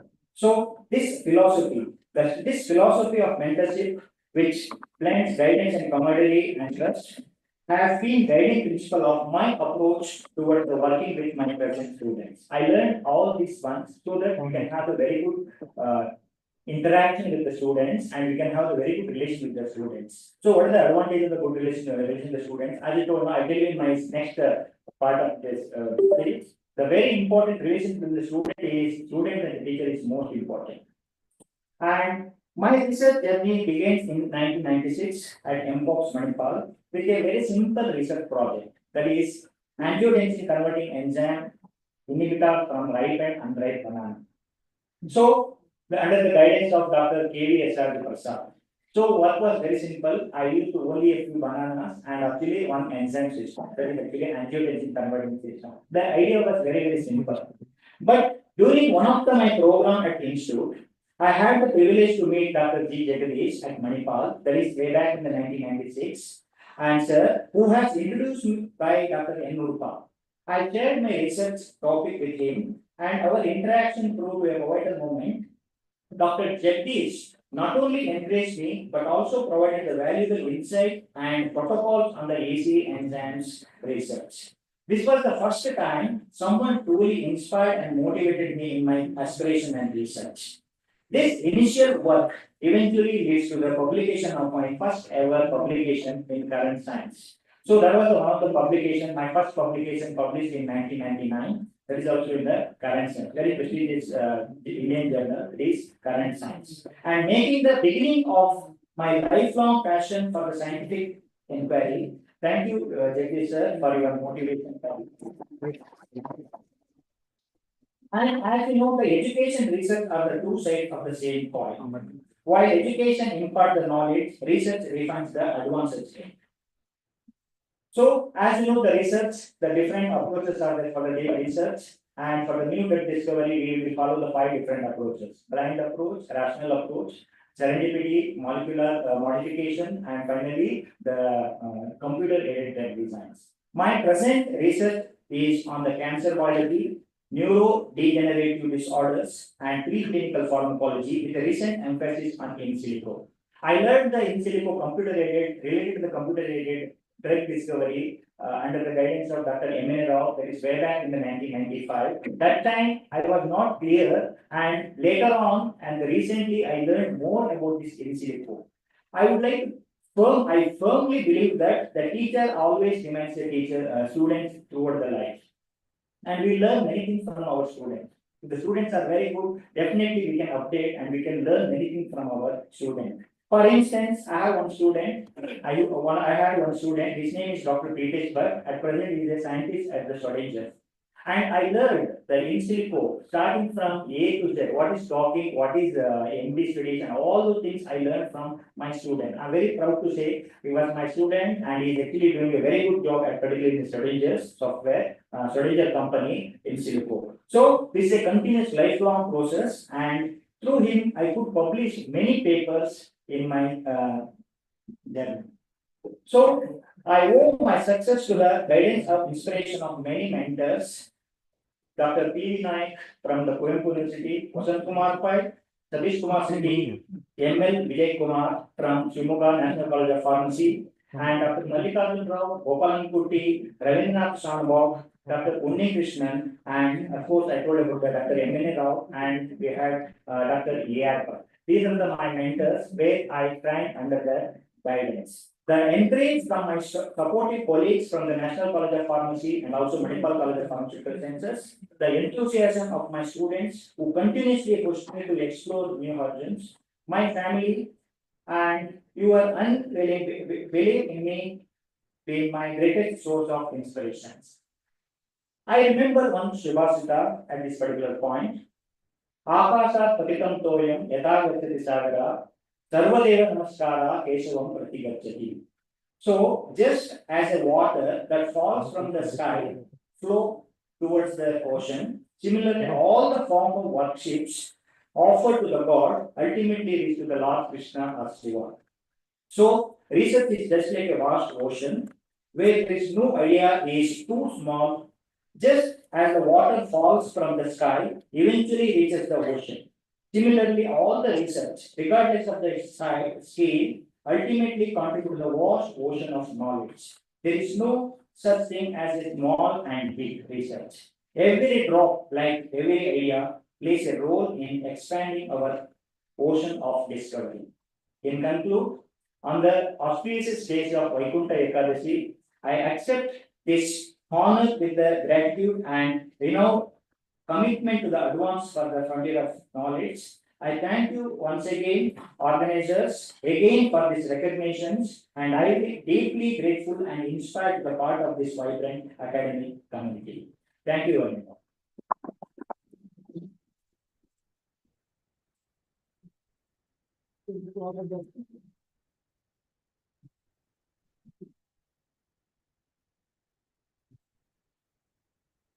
Congratulations, Dr. Sreedhara Pai, for your accomplishment and achievements, sir. Thank you.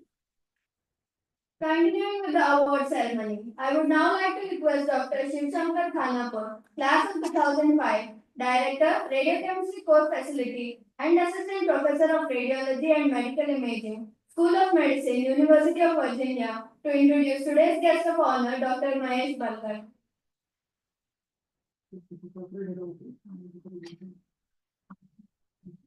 Mute करने के बाद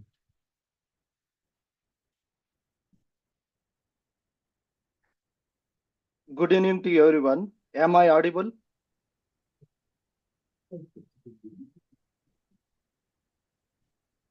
Hello. Am I Yes, audible? Yes, we can hear you. Okay, Yeah. excellent. I am Dr. Shivshankar Khanapur, a proud alumnus of GCP, where I earned my M.Pharmacy degree from 2005 to 2007, alongside my batchmates Manoj Kumar Yadava and Uma Shankar. Currently, I have the honor of serving as the Director of Radiochemistry Core Facility at the University of Virginia.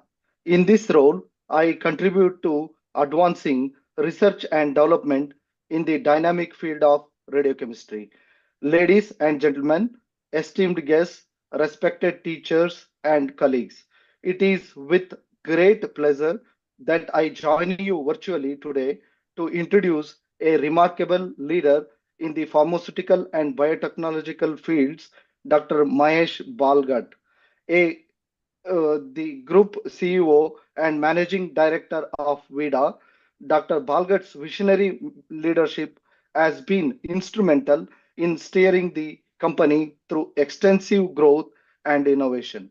Dr. Balgat's career spanned more than 3 years, 3 decades, expertly, during which he has managed strategic developments and operational excellence and project management across several high impact areas, including drug discovery, development, and manufacturing.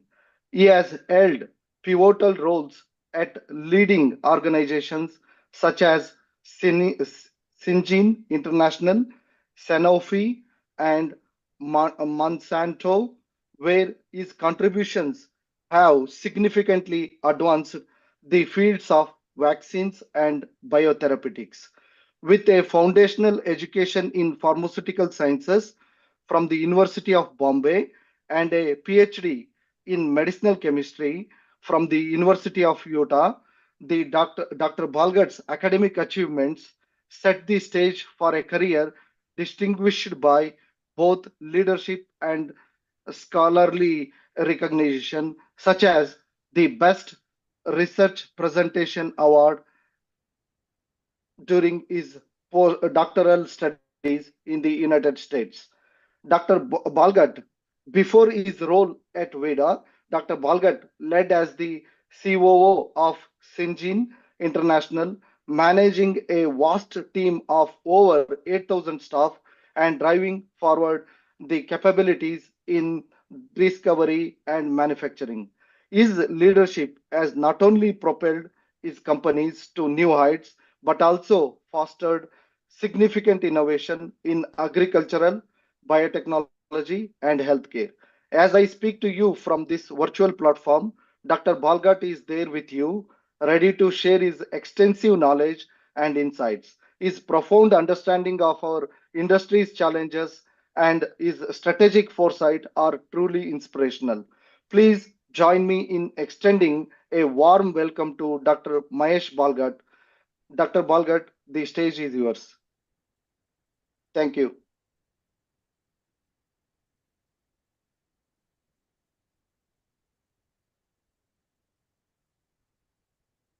Thank you. Thank you for a very, very generous introduction.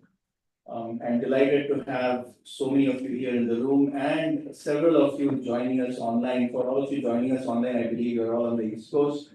Very good morning to you. Good evening to all of you here in the room. Everybody still awake? Oh, excellent. So on that note, literally good evening. Great to have the dignitaries on the dais here. Many of you as really accomplished alumni of GCP, which I'm delighted to see and associate with, and then of course future leaders of the industry, which is all of you students.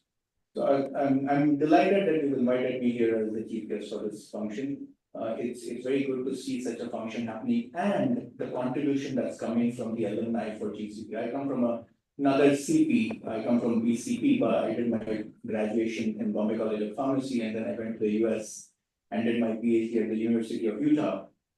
I can tell you, while we get together as alumni in BCP, we don't have such a function where we actually recognize. So I think you guys are doing a great job. Fantastic. I'm going to talk a little bit differently than what maybe you're thinking of, which is a very scientific topic. I won't do quite that much, but I will say that we live in wonderful times, and especially those of you here who are associated with India, either remotely or physically here in the room, and those of you who are associated with pharmacy. Why? Let's talk about India a little bit. In the last 8-10 years, India has dramatically transformed, right? If we just talk about the number of digital payments or digital transactions that happen today, nobody ever envisioned that number to be in the millions per day. And that's the transformation that is going on. Forget about that. That's all digital. Let's talk about even just infrastructure. What has India gone through? India has built more than 30,000 kilometers of highways in the last 10 years. Right, I see some of you nodding, some of you believe those numbers approximately are correct. India's traffic on airports has grown 2x.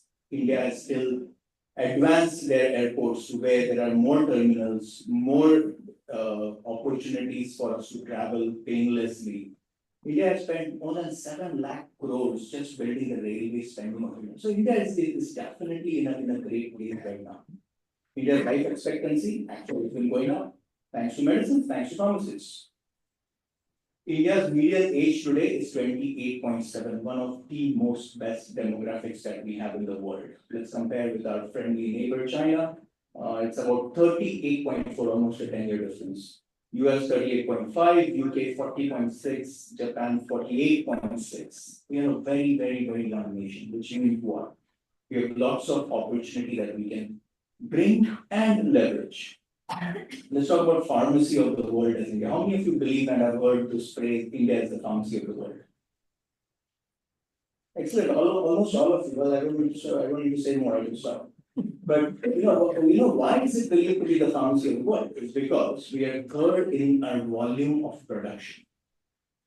Second, third to fourth bill, somewhere in those numbers that is consumed in the US and in UK comes from India. That's the level of contribution that we're able to do. We are the largest generics provider, 20% of the global volume comes from India. Even more so for vaccines, more than 65%, somewhere between 60 to 65% of the vaccine supplies globally comes from India. India itself contributes to the GDP growth, the pharmacy sector contributes to the GDP growth of nominally about 1.72% of the GDP growth comes from the pharmacy sector. India's pharmacy industry is expected to reach $130 billion by 2020, whereas today it's at $50 billion. Enough numbers, but what in a nutshell it goes to say is that India is definitely in a great place. The world of pharmacy is in an even better place from that perspective. However, there is some opportunity that still remains. When we say India is third in volume, unfortunately, India is 14th in value, which means we're doing good work, but we're doing good work that is not related to innovation. After hearing all the accomplishments of Dr. Pai and the way he's been able to get grants, all of the work that many of you are doing, including what was mentioned as the faculty from GCP who is in the US is doing, I think it's phenomenal that there is a lot of room for innovation to continue to happen. Let's take a look at where innovation has gone with some examples, right? A few years ago, when I was in college, I had not heard of CRISPR. I don't know how many of you in the alumni section can say that you had heard of CRISPR when you were in college. I don't see any hands going up, I'm guessing not. But today, has everybody heard of CRISPR? Yes? Okay, perfect. CRISPR is changing therapy. Today, we have a drug that's on the market that's actually based on CRISPR therapeutics. It's actually by a company called CRISPR Therapeutics, the first of its kind. It's literally revolutionizing things. What do we have today? We don't have just monoclonal antibodies. We have bispecifics, we have trispecifics, we have antibody drug conjugates that are revolutionizing the field of drug delivery. I actually worked on antibody drug conjugates when I was a PhD student back almost 30 years ago. And today that field is taking off as indicated by one of the largest mergers that have happened in the pharmaceutical industry of a $42 billion merger between Seagen and Pfizer. We've gone way beyond just these sorts of things. There have been undruggable targets like KRAS that have now been drugged, and there are drugs available, multiple drugs available against KRAS. We've gone to the completely newer therapeutics like mRNA. siRNA is a hugely budding field, and we can recognize the benefits that can come out of such technologies. So where is India in such innovation? So there's a global innovation index that is used to indicate where a country is in innovation. Anybody want to guess where India is on that index? And I'll give you two options. In the top 30 or in the bottom 30? Oh, it's not that bad. It's not that bad. India is 39 this year. Last year it was 40. But it's not anywhere close to where we would like to see, right? In the really top places. And that's actually a very good indicator because it's based on 80 different parameters. What I want to urge upon all of you is to say that there is a huge opportunity for us to transform India, take advantage of all of this growth and opportunity that we are going to move India from volume to value. So it still remains the pharmacy of the world, but it does a lot more to bring innovation as the front engine. And again, I want to appreciate and recognize the contributions of Professor Pai and all of you fellow colleagues who are making this happen. Let's look at some of these transformations in a little more depth. Right, what's happened in the pharmaceutical industry in terms of innovation? We've gone from an era of many more drugs, but small molecule drugs, to today what? Many more that are large molecule drugs, many more antibodies, many more peptides, oligonucleotides, so on and so forth. We've also gone from an era of where all of this was done in the lab to where a lot of this is now done in silico. Just in today's newspaper, in fact, this is still very recent. I actually have to refer to that article. There is an article that says in today's BBC and in the Technology Reporter of San Francisco, 10th January, there's an article that talks about Alex Zavronopov. If you've heard of that name, and if not, then a good name to know, because this is about a company that's called in silico medicine. They believe in looking at in silico ways of promoting medicine and bringing drugs to the market. They've announced that they have a new drug that is yet to be approved, but in small clinical trials has shown impressive efficacy in treating idiopathic pulmonary fibrosis. This is a disease that doesn't have any good treatments at all today. And while they may not be the first, they're certainly leading in this effort. They have 6 drugs that are in clinical trials that have all come through the AI-based approaches and through in silico medicinal approaches. So this is a huge trend and a very important one that we should all pay attention to. When we look at this drug race, there are many small companies and large ones that are playing in this field. One of the ones that you may have heard of, everybody's heard of Google, I'm guessing. Everybody's still awake? Yes. But so Alphabet has launched a UK-based AI drug discovery company called Isomorphic Labs in about 2-3-4 years ago. Tells you that nobody wants to stay out of this drug discovery. Nobody wants to not use all of the AI tools that you can use for this innovation opportunity.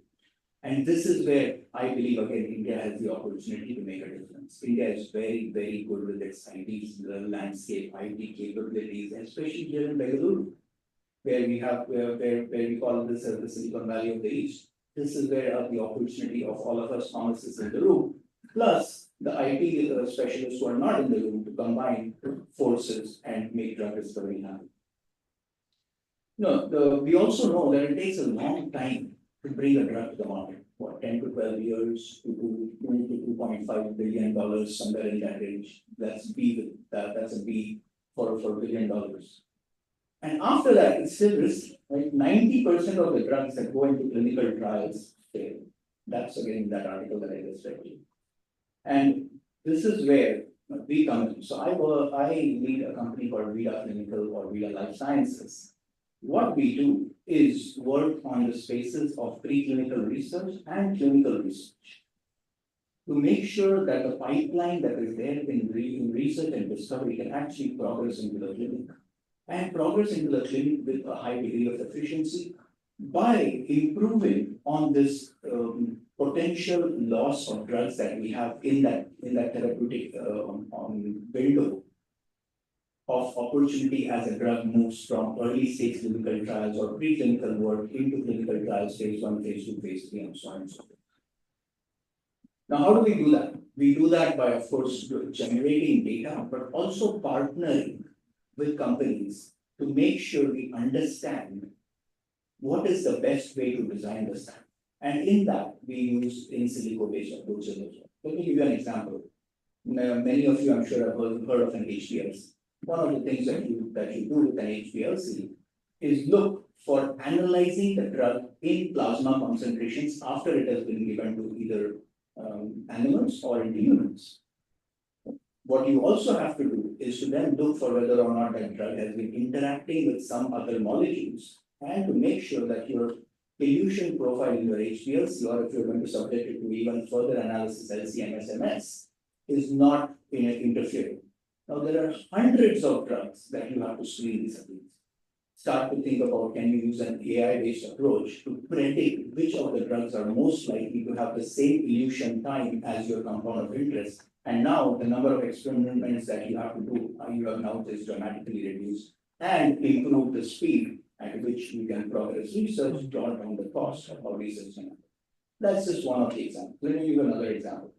What we look at is the use of in silico based approaches to identify patients. It's when you're doing a clinical trial, you need a very specific patient category. Patients, let's say for an oncology trial, you need patients that have X stage of tumor, may have gone through A, B, or C treatments, they may have worked, they need a certain level of hemoglobin, a certain level of certain other markers. These are all called inclusion-exclusion criteria that are there in the design of that trial. What we do is we take those inclusion-exclusion criteria, we combine them with an AI-based database of patient data, and then match exactly the patients who fit into that criteria so that you don't have to look for patients everywhere, you know exactly which patients match, and then you can again speed up what is called patient recruitment. One of the biggest bottlenecks in clinical trials is patient recruitment.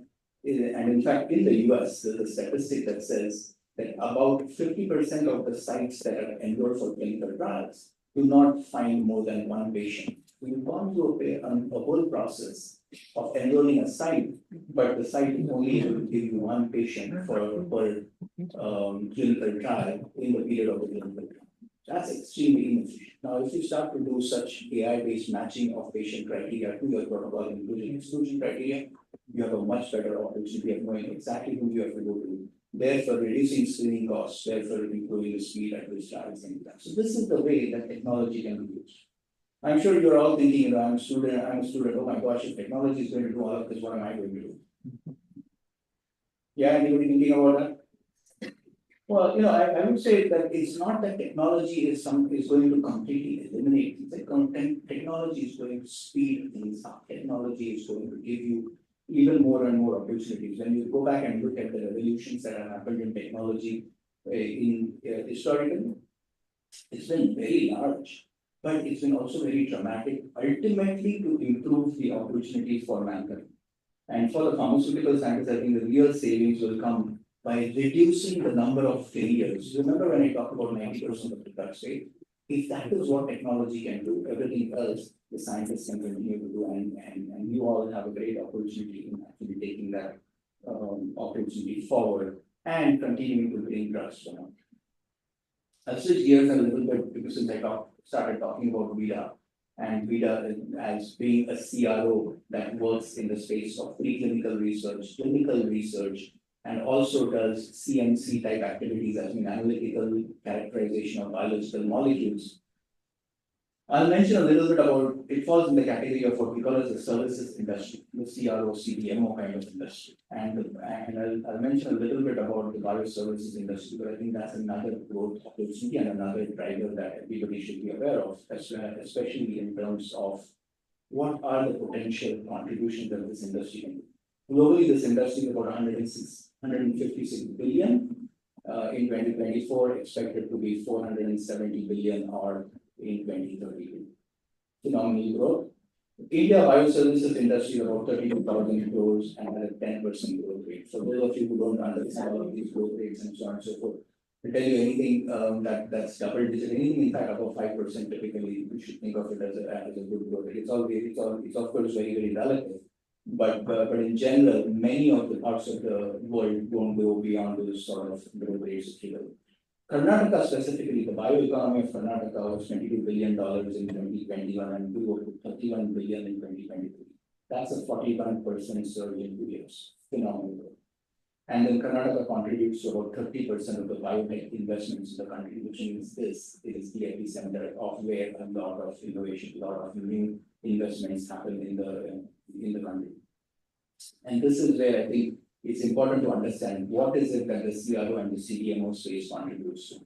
CRO and CDMO space literally is the opportunity to look at and say, these are the companies that are working with many other companies because they don't typically have their own products.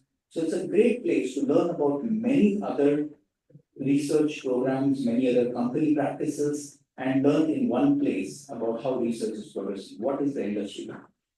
There's a lot of opportunity here again to leverage AI and some of these technological differences. As I mentioned, we are already doing that. I gave you some examples of how we are doing that. It's also about simple things like forecasting demand, optimizing supply chain, predicting potential issues that can arise. It's also about moving towards personalized medicine.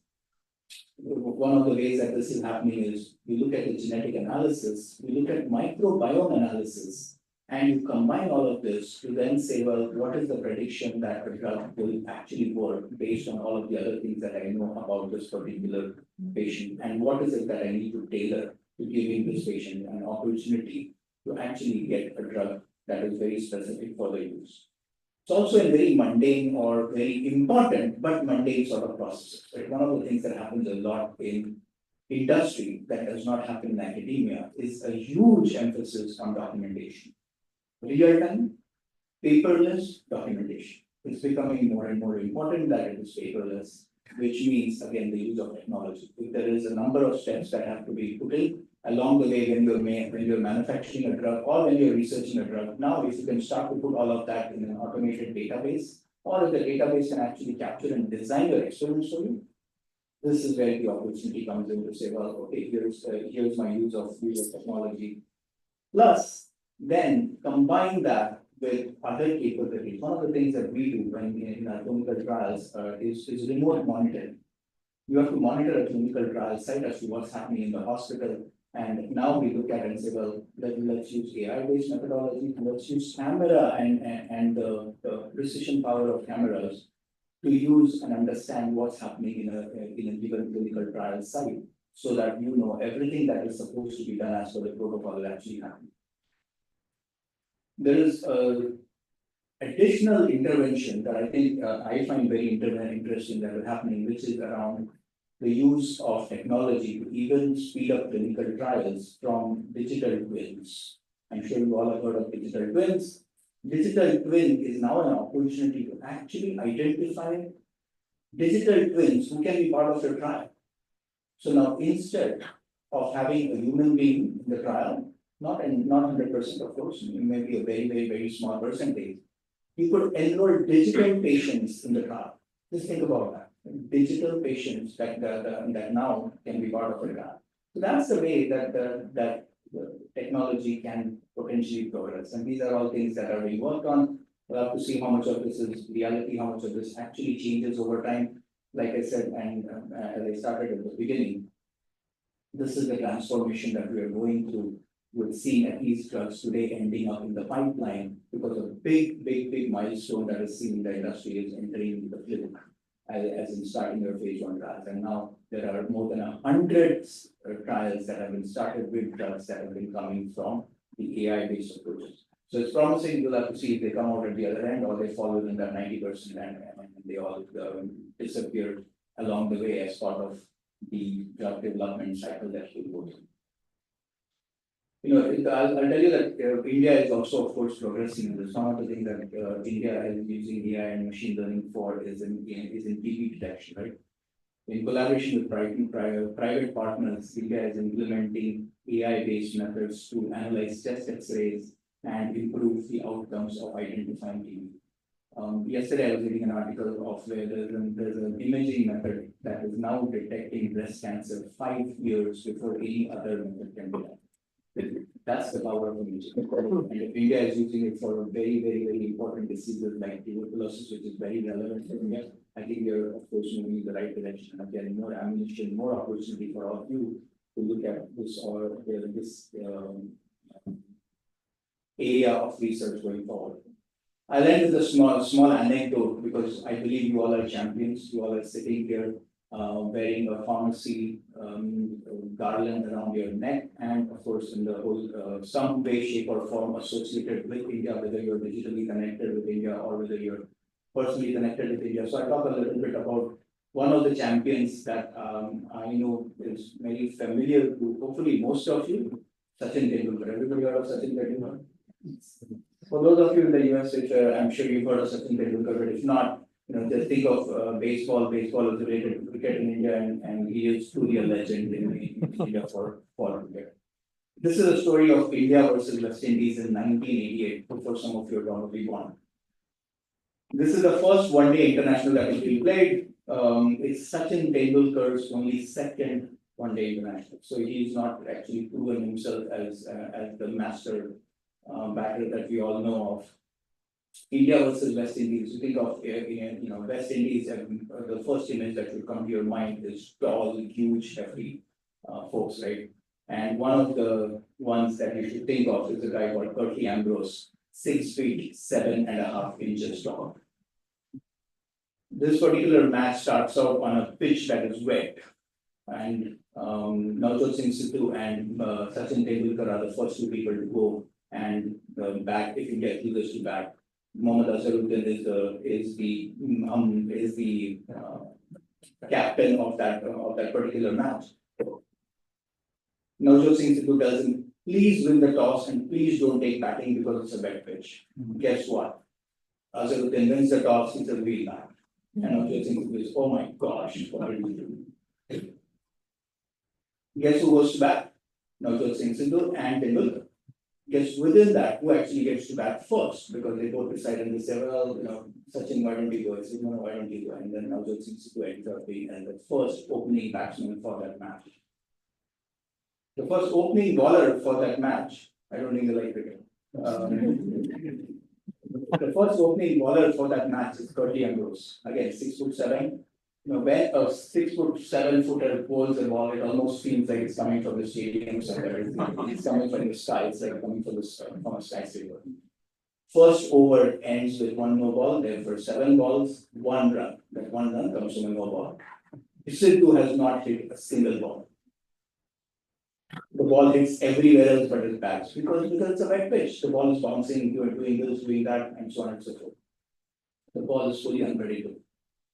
At the end of that match, Sidhu and Sachin Tendulkar are talking. Have you ever seen that these guys go and talk in the middle of the pitch?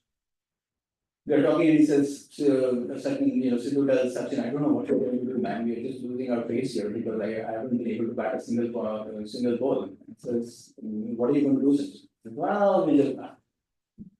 And he shows a very casual approach to it. The next bowler is Ian Bishop. He's another mountain man, if you will. And guess what Sachin does? He's looking, Sidhu is looking at the bowler, Sidhu is then looking at Sachin. Sachin comes in front, takes the ball full toss and hits it for 6. This is the difference of a champion, right? He knew that this ball is unpredictable after pitch. What am I going to do? I'm not even going to let it pitch. That's the way that champions think. And that's the way I want you all to think. Where is the opportunity? Where are the changes that are happening in our environment? Where can we seize the moment and act like champions? And with that, I wish you all great success. Thank you very much for inviting me.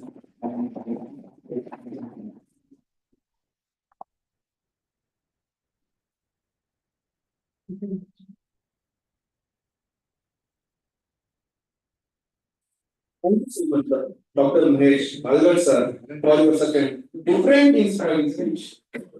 Now, the most exciting aspect of the award ceremony begins. I know all the PGs are standing on their toes to know the lucky ones to be applauded by the AAGCPA.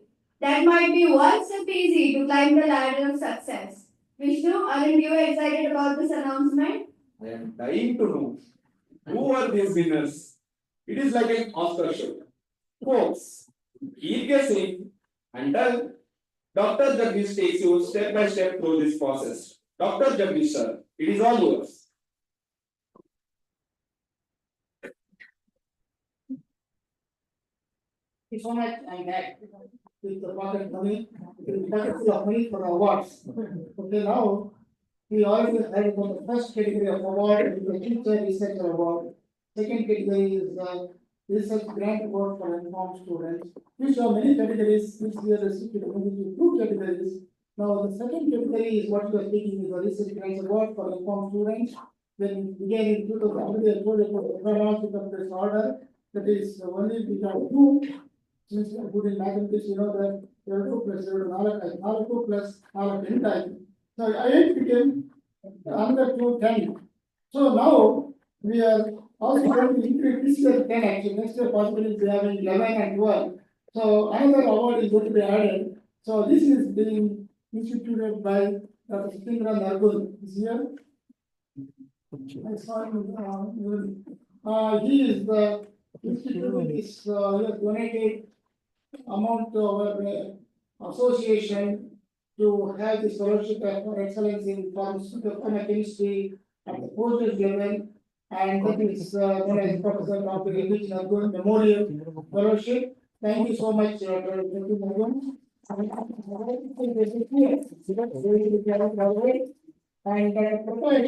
already gave introduction to see the talking about objectives of the association, and he has come up with another award for the final year student. And that's when he says that the students who meritorious award for the best graduating final year students, that is going to be commenced by next year.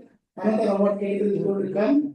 So that was the second one. Now the last one, of course, the last not the last one. I told already is that the Mohan which was stalled due to the COVID incidents. Now we are restarting the stalled one. This is the new one because we are going to celebrate about 30 years of history of Manipal, and that is going to be commencing from this year. And I've been told by principal and Dr. Joshi as well as by Dr. Anita Valish, who coordinates 2 students will be selected to receive this one. That is Namrata and Miss Lakshmi. Both of them are here. Okay. Both of them here. And congratulations. And I hope you'll be doing a very sincere and honest work, visiting the old sick patients or the old age home and write a report every month. And so that we'll be able to give you 1,000 rupees per month. This is nothing but a compassionate work. Most important is people have to show compassion to the old people, aged people who are desperately needing medical needs. So you'll be receiving guidance from us how to proceed with this one. Now I'll be continuing with this second category award. I've got about 15 minutes time to wrap up this one. And I don't see that many students, PG students, because they received 43 proposals for this year. And I hope all 43 are here. I don't know how many people are stayed, 43 plus, another about 10 to 15 guides. So I don't see that many guides and that many students in this arena. So anyway, we have to do our own duty to give away the money. More important. So you should be able to do some good work. I say, remember that Hillary Clinton, the wife of the Pharmacology Clinton, wrote a book. It takes a village to raise a child. So translating to extrapolate into our science, it now takes not only the parents, but also teachers, but also the community of scientists like us, to mold, to sculpture the scientists from the undergraduate level to the postgraduate to doctoral level to become a teacher like Dr. Sreedhara. He was already mentioning so many people in his arena. So similarly, it takes a lot of people to sculpture the scientists, not a joke. So you people should be a part of it, and you have to give back to the community. Dr. Umar Shankar is here. You are so happy to help me. Say, sir, you are doing award in 2006. I will give back to the community. More important. So don't thank me. It's not duty to do it. So while since yesterday is starting to do all this service, everything, that is the one giving back to the community. What you do for us is more important. This is what we are doing. Anyway, this year there is received as a part of the proposals a bumper crop.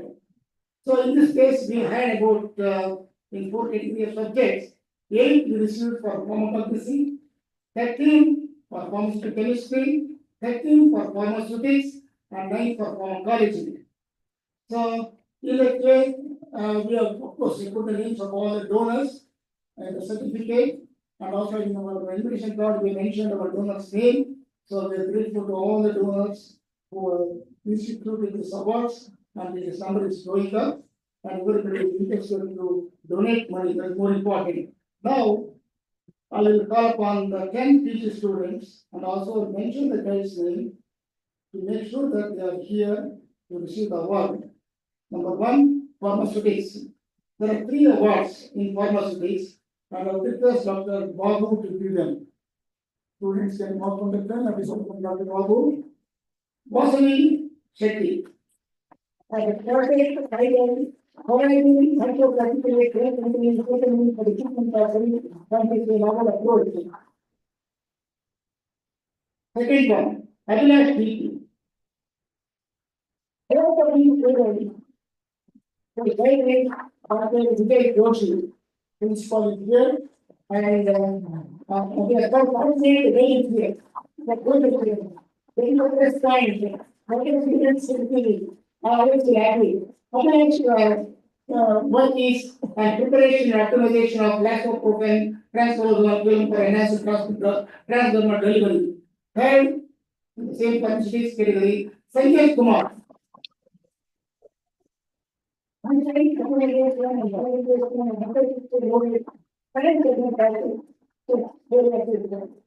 his grade is Satish Babu PK. Here, first absent. That is happy. Principal can be taken out of it. Second, pharmaceutical chemistry. I don't want to feel you bad that telling all these things because I was a teacher, being a professor, I know very well that how it happens. Because I've been in this field for more than 60 years. But Urupa knows that Urupa is my student actually, or the guy, and of course he's very active person, one of the guys. Now, participants will have 3 awards, and I request Dr. Mahesh, Walter to give them. Suraksha case. Thank you for the award. My going to the manager, our study care, and having rating. तेरा हो गया क्या सबसे Still, you can receive it. We have a file, and we take an exception to this one, and we don't want to give anything in absentia.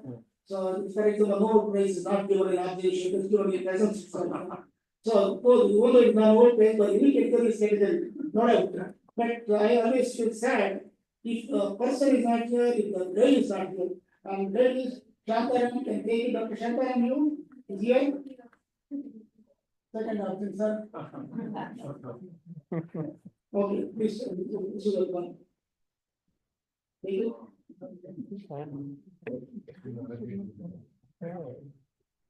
Please inform the candidate that our association feels very bad for not being present here. I don't know what kind of place.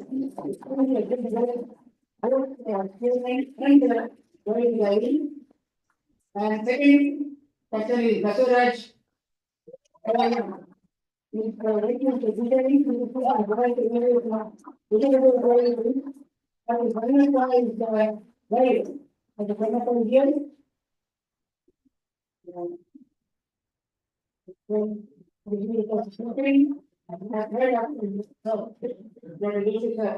So again, we got one object this slide.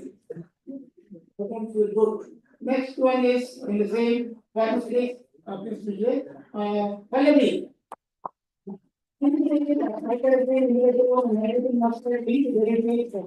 This cancer activity and comparative evaluation of new method, and that is Dr. Somsekhar. Dr. Somsekhar.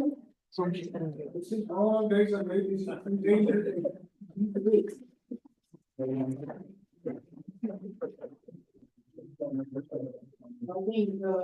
my enthusiasm slightly going down. So now third subject is pharmacology. Pharmacology. Dr. Vijay Joshi will present 2 awards to the candidates. 9 of government from Australia.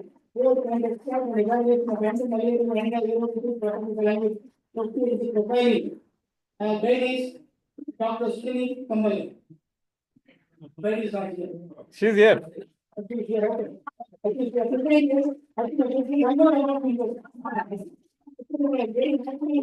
No, my control block will get it now. I see the right space. So that is a way to be. You have to be here to encourage your student. The second student is Chandrasekhar. They are to be guided, preparation of criminal immediately and full extracts of antibiotic phytoconstruct guiding Dr. Lucas Sri. But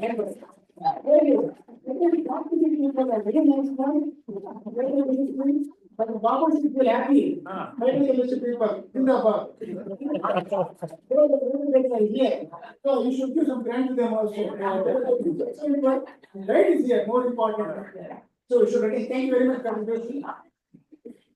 and of course, we'll be giving another 2 more awards to Pharmacology people. That is also be giving. Suresh Kumar. Pharmacological evaluation and monitoring and against Parkinson's disease. Where is Dr. Anita? Oh, so sorry. I'm so depressed now. I take antidepressants.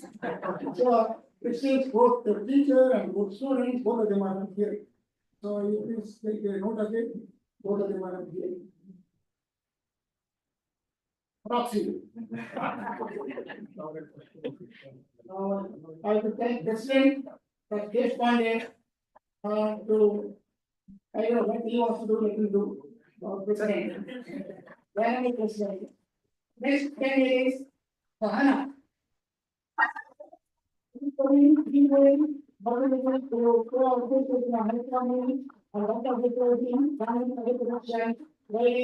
Dr. Swapna.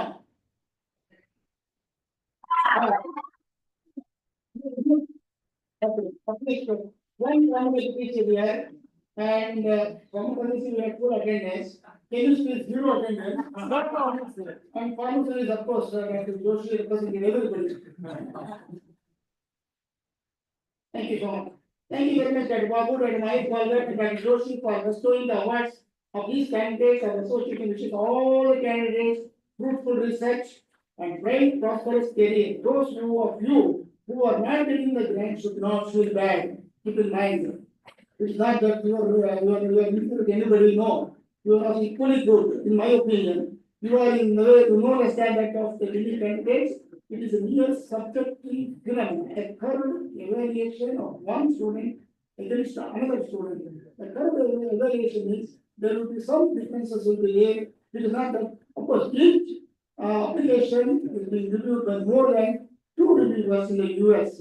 So there is a subject where it differs, and some of people, especially the pharmacology people, which are reviewed, must have received tons of comments from me. They will try to must corrected because by nature, the reviewer for 33 years plus being review articles and such a big books. So I know how to comment several correct.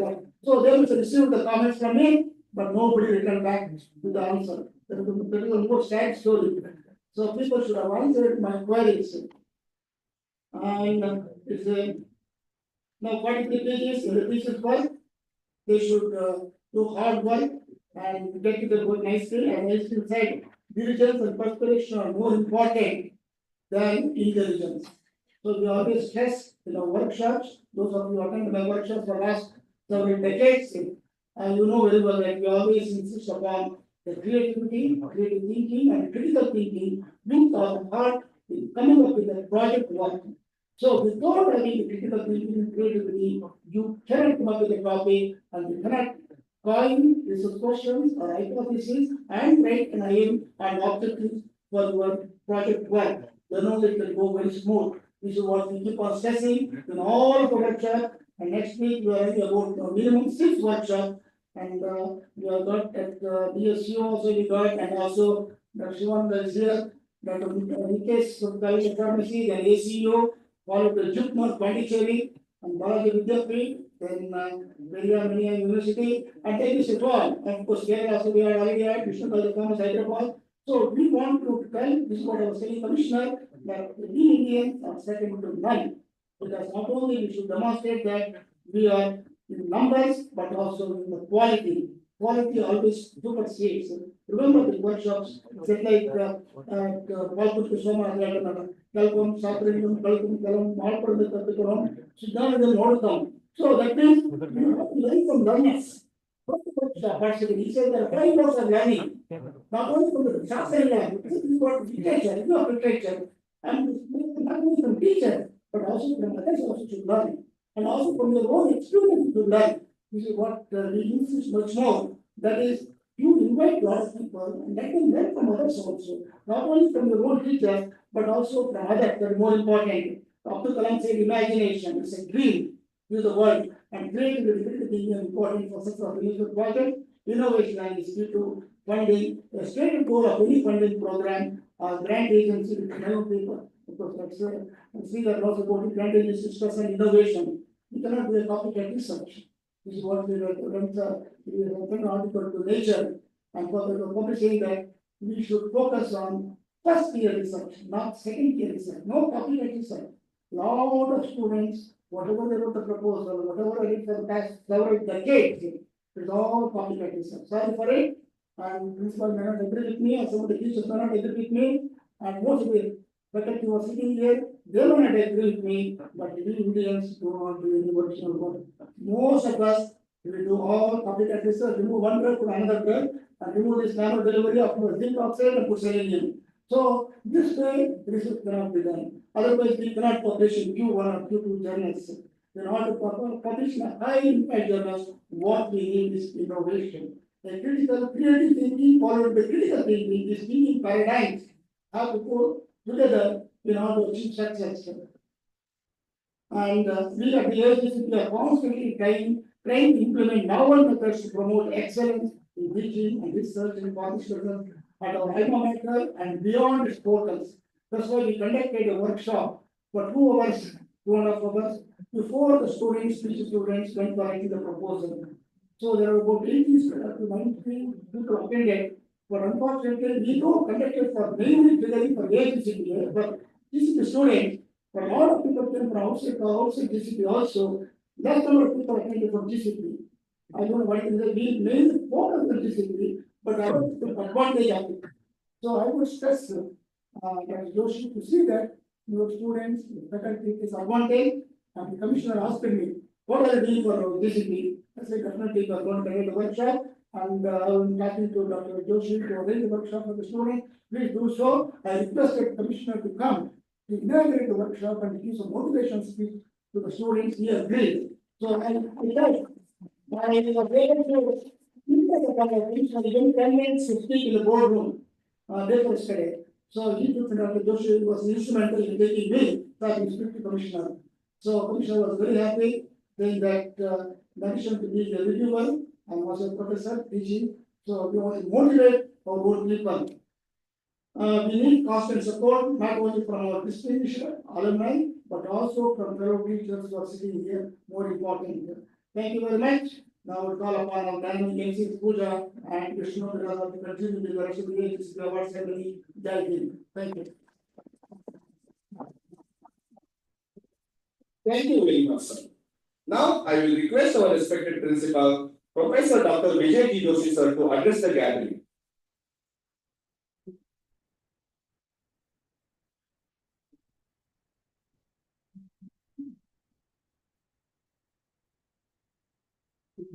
Thanks, Dr. Babu, Dr. Mahesh Walbe, and Jagdish, and dignitaries of the rise, Professor Engineer is there, Professor Ulfa sir is there, and Professor Shivan sir is there, Professor Shetty sir is there. So, and our AAGCPA President Srikant Deshpande and Secretary Prakash Bhargava, Dr. Prakash Bhargava, and other office bearers. So usually normal course, if you see any alumni meet, so you can expect that senior teachers and juniors, some students will be there, or like that you can expect. But in case of the GCP here, the alumni of the GCP, they have started their pharmacy career before pre-born. And in our college, I am the senior most in the teachers. So this you can observe only in case of the DCP. And this is our students are very lucky that AAGCPA, not only AAGCPA, all the alumni of the GCP, they are striving hard to get the students to get knowledge and to orient to the all facets of the pharmacy profession. And every year AAGCPA, they are connecting our students, pharma students to various means teachers, the dignitaries of the teaching profession, as well as the industry, as well as the developed countries also. What is going on? All the orientation is happening to our students because of the AAGCPA. This is a good thing. And one more thing. Here, sir has expressed that some of the, I wanted to bring some fact to this, sir. Actually, this 15th onwards were conducting the examinations. State level pharmacy, diploma pharmacy examination is there. And from morning 8 to evening 8, some of the staff are striving hard in the board. 350 institutions are there, and we are conducting the examination of the all state. Because of that, some of the staff could not come here. Still, they are working in the college. And this schedule was decided earlier. That's why I did not disturb it. Otherwise, our informal leave entry also did not happen. They are joining in February. So next year onwards, if they join also, it becomes a good orientation for the juniors also. So that will plan accordingly, sir. And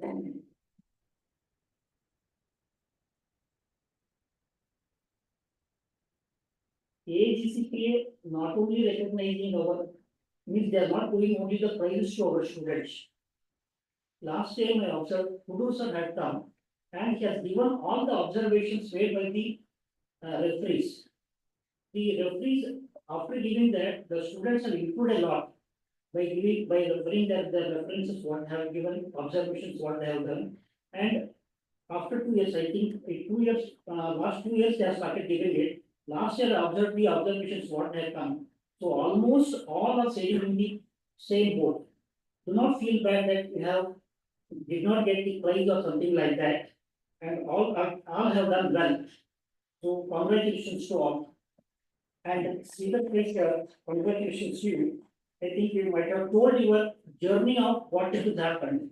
But each step is an instinct to our students. I think each step what you have told in the speech, it was an instinct to our students for the future endeavors. So thank you very much, sir. And Giri officer and nice college, sir, who you will definitely instinct what you have given to our students. It will proliferate and they do well. Thank you very much, sir. Telling about the Ayurveda and the allopathy in this speech. So there was a workshop at AAGCPA. There, the discussion was held. What will be the scope after 20 years for Ayurveda? Then one Ayurvedic scientist, he has told that the normal thing it is explained in Ayurveda, how to deviate life. When we are deviating from the normal life, so we get a disease. So we have deviated much, because of that we are experiencing now diseases. And after 20 years, more deviation will be there, more patients will be there, more scope will be there for me. So, and everything, the second one, what he expressed is, Ayurvedic science, everything it is explained. Only thing is that we are finding a scientific reason for Ayurveda. That is what is going on now. So if I, that is the facts what I did. And so thank you very much for all patiently hearing.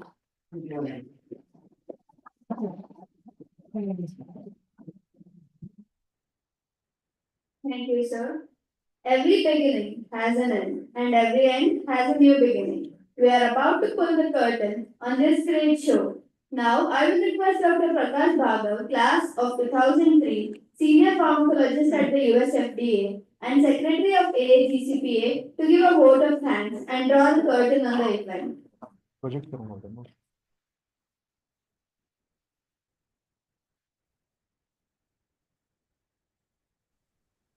Can you hear me? Okay. Yes. Distinguished guests, esteemed colleagues, faculty members, students, and dear friends. Good morning to all our friends in the US and good evening to all of you in India. It is a true honor to conclude our 21st AAGCPA Stars Award ceremony with this vote of thanks. I am Prakash Bhagav. I am from Pharmaceutics 2003 batch. I did B.Pharm from Manipal, PhD from BITS Pilani, and then postdoc from University of Mississippi.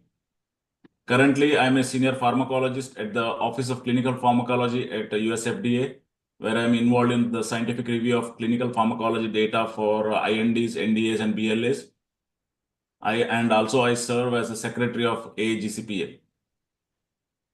So organizing an event in Bangalore from US presents unique challenges, but thanks to our incredible support team who are actively involved for this year's award ceremony, and this has been a resounding success.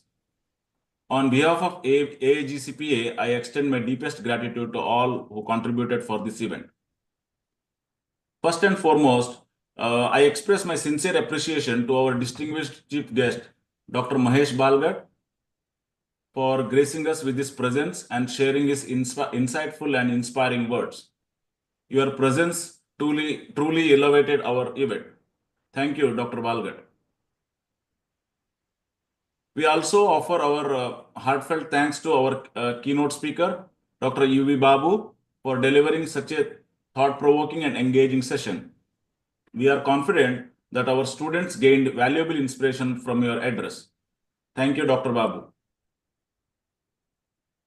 Our warmest congratulations to Dr. Sreedhara Pai on his remarkable achievements. Sir, your dedication to pharmaceutical research is an inspiration for all of us. Thank you, Dr. Pai. We are deeply grateful to Dr. Vijay Joshi, Principal of Government College of Pharmacy, for his unwavering support throughout the entire award process.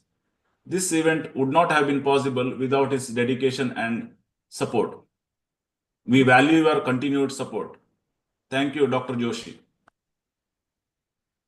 Now, special thanks to all of our generous award donors, starting from Chandramohan Haranahalli, Mohan Nadipuram, Dr. Satish Pejawar, Dr. Narsim Murthy, and Narsi Motaganahalli. Your commitment to support our alma mater GCP is deeply appreciated. Thank you all of you for your generosity and continued support. We also acknowledge and thank all our emeritus professors who traveled all the way to attend this event. Your presence has made this event special. Thank you for your presence and invaluable contributions. Our heartfelt thanks to Dr. G. Jagdish, our former president and distinguished alumnus, for his tireless work behind the scenes. Your dedication and attention to detail were instrumental in the smooth execution of this event. Thank you, Dr. Jagdish. I also thank our AAGCPA office bearers, President Dr. Shrikant Deshpande and myself, Secretary, and all our executive members, Dr. Prakash Parab, Dr. Satish Pejawar, Ravindra Kudur, Dr. Jayan Deshpande, and Dr. Jagdish. Thank you for your unwavering support and guidance. In addition, we also want to thank all AAGCPA members for their continued commitment. And sincere thanks to all our Indian GCP alumni members for their support to the alma mater GCP. We express our sincere gratitude to DTL authorities, especially Karnataka FDA Commissioner Mr. K. Srinivasan, IAS, for providing us with the use of DTL auditorium.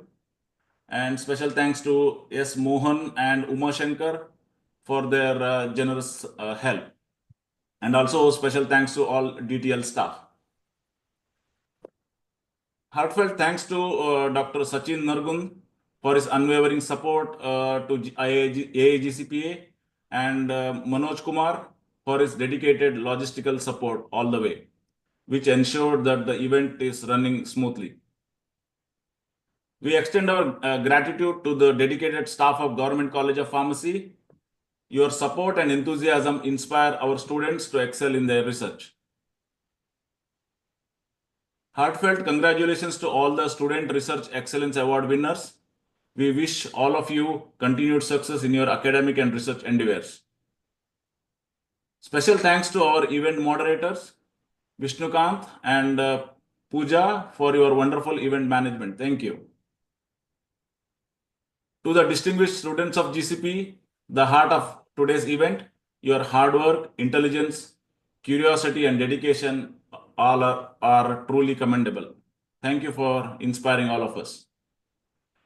Finally, thank you to everyone who participated in today's event.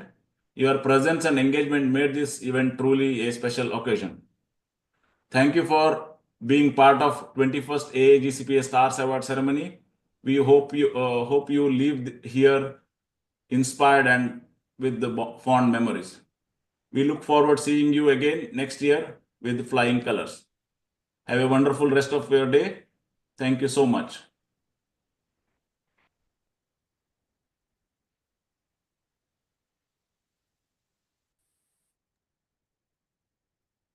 We would like to end this event with our national anthem. I request all of you to stand up for the same. Light off ಮಾಡ್ಬಿಟ್ಟು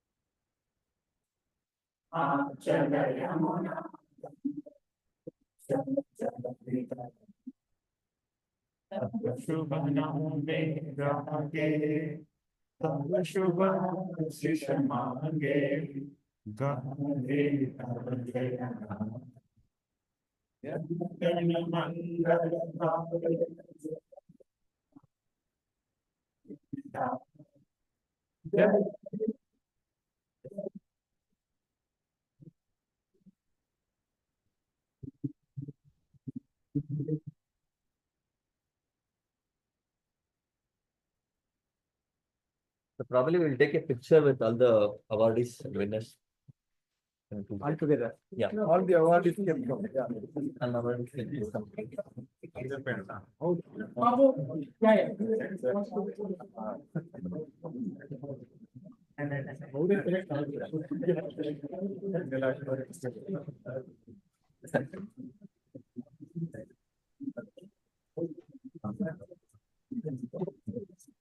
Thank you, Dr. Shrikant. Everyone, thank you.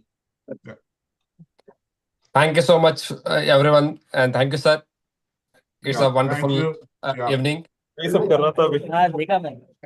Yeah, okay. Have a Yeah. nice day. Good ceremony today. Thank you. Yeah. Thank you.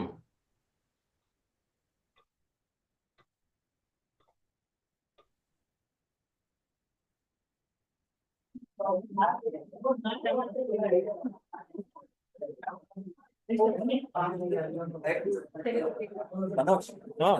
the alumni to come on stage. All the alumni will take a picture.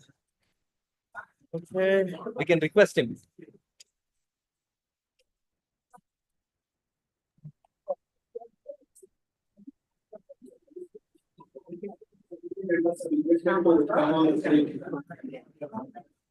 Manoj. Yeah, please go ahead. So all the senior professors who were there, call them and great, take pictures with them.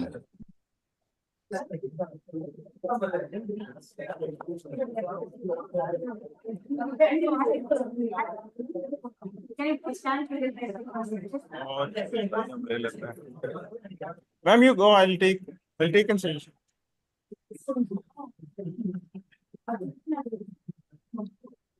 Even Manoj and Praveen, you guys also go. Even I'll share with you.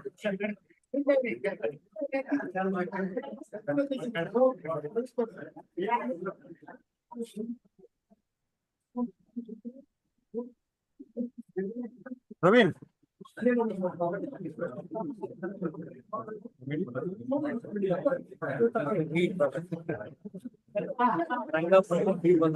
Oh, correct.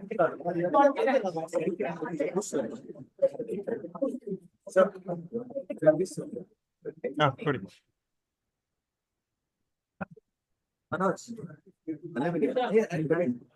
मैं प्रवीण बोले तो ये देख रहा हूँ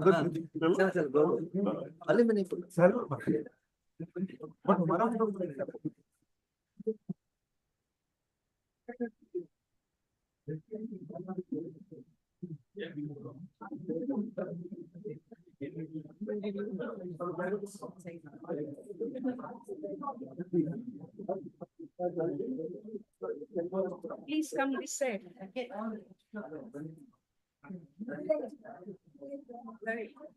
I think you can sit here. Everybody. Yeah, kids, the students can sit. Yeah. Yeah. You can sit, and everybody will be covered. Joshi sir. Joshi sir, Mandir.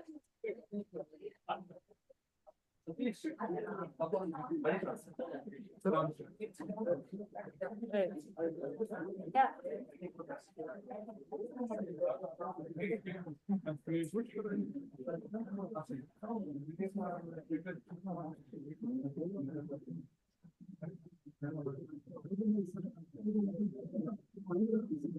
Good idea.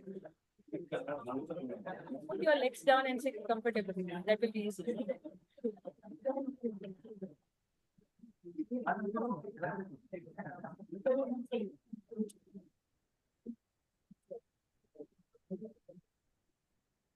And even Vishnukant and Pooja also can come.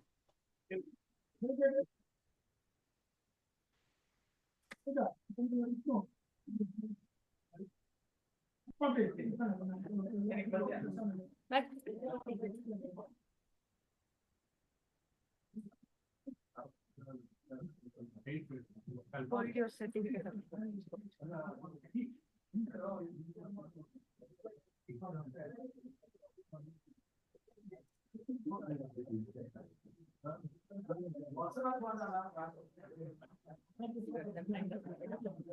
Thank you so much.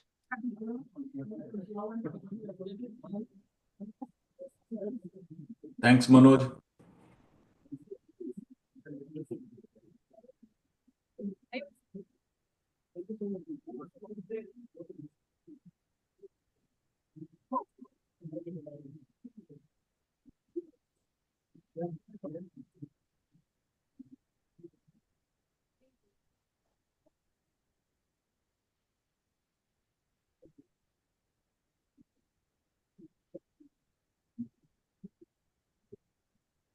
Okay, Srikanth. So you are done, right? Yeah. Now? Perfect. Okay. Yeah. Thank you. Thanks, Manoj. Thank you. Thank you. Thanks, Umashankar. See you guys. Vatan. Is this Thank you, Murthy, thank you. sir? Thank you so much, everyone. And hope the chief guest and the keynote speakers will be started well.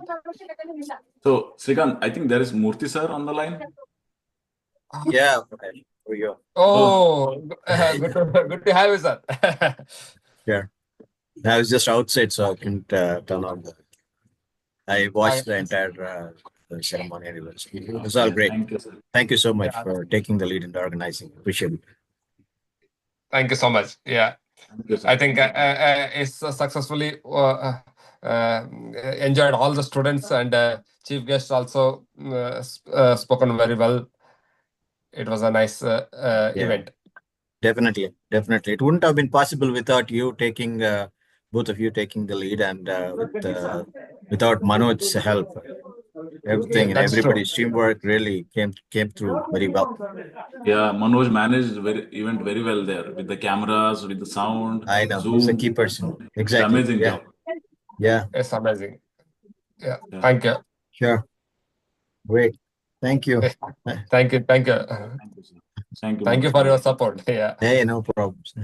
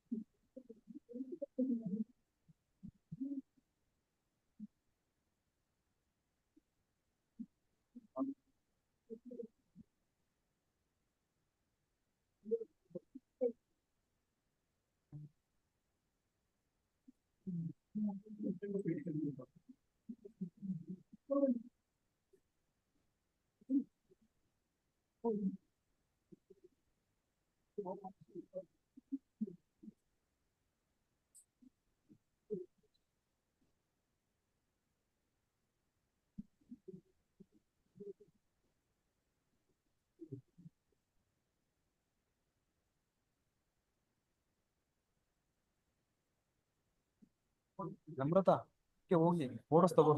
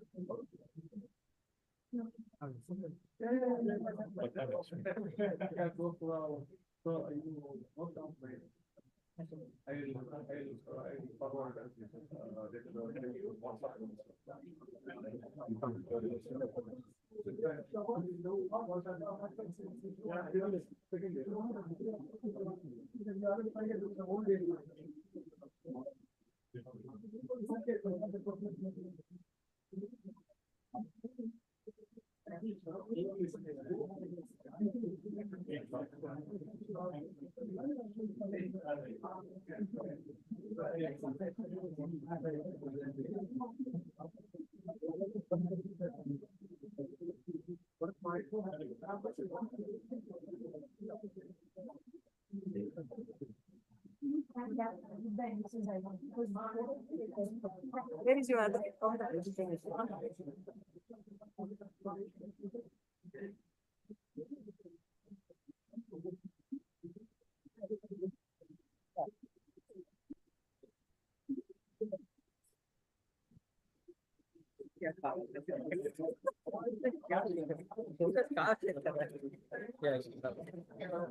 बहुत पुराने जमाने का जो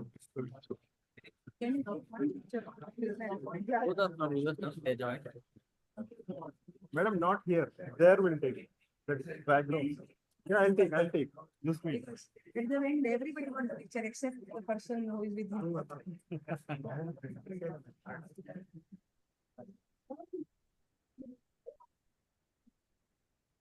Why is it close career?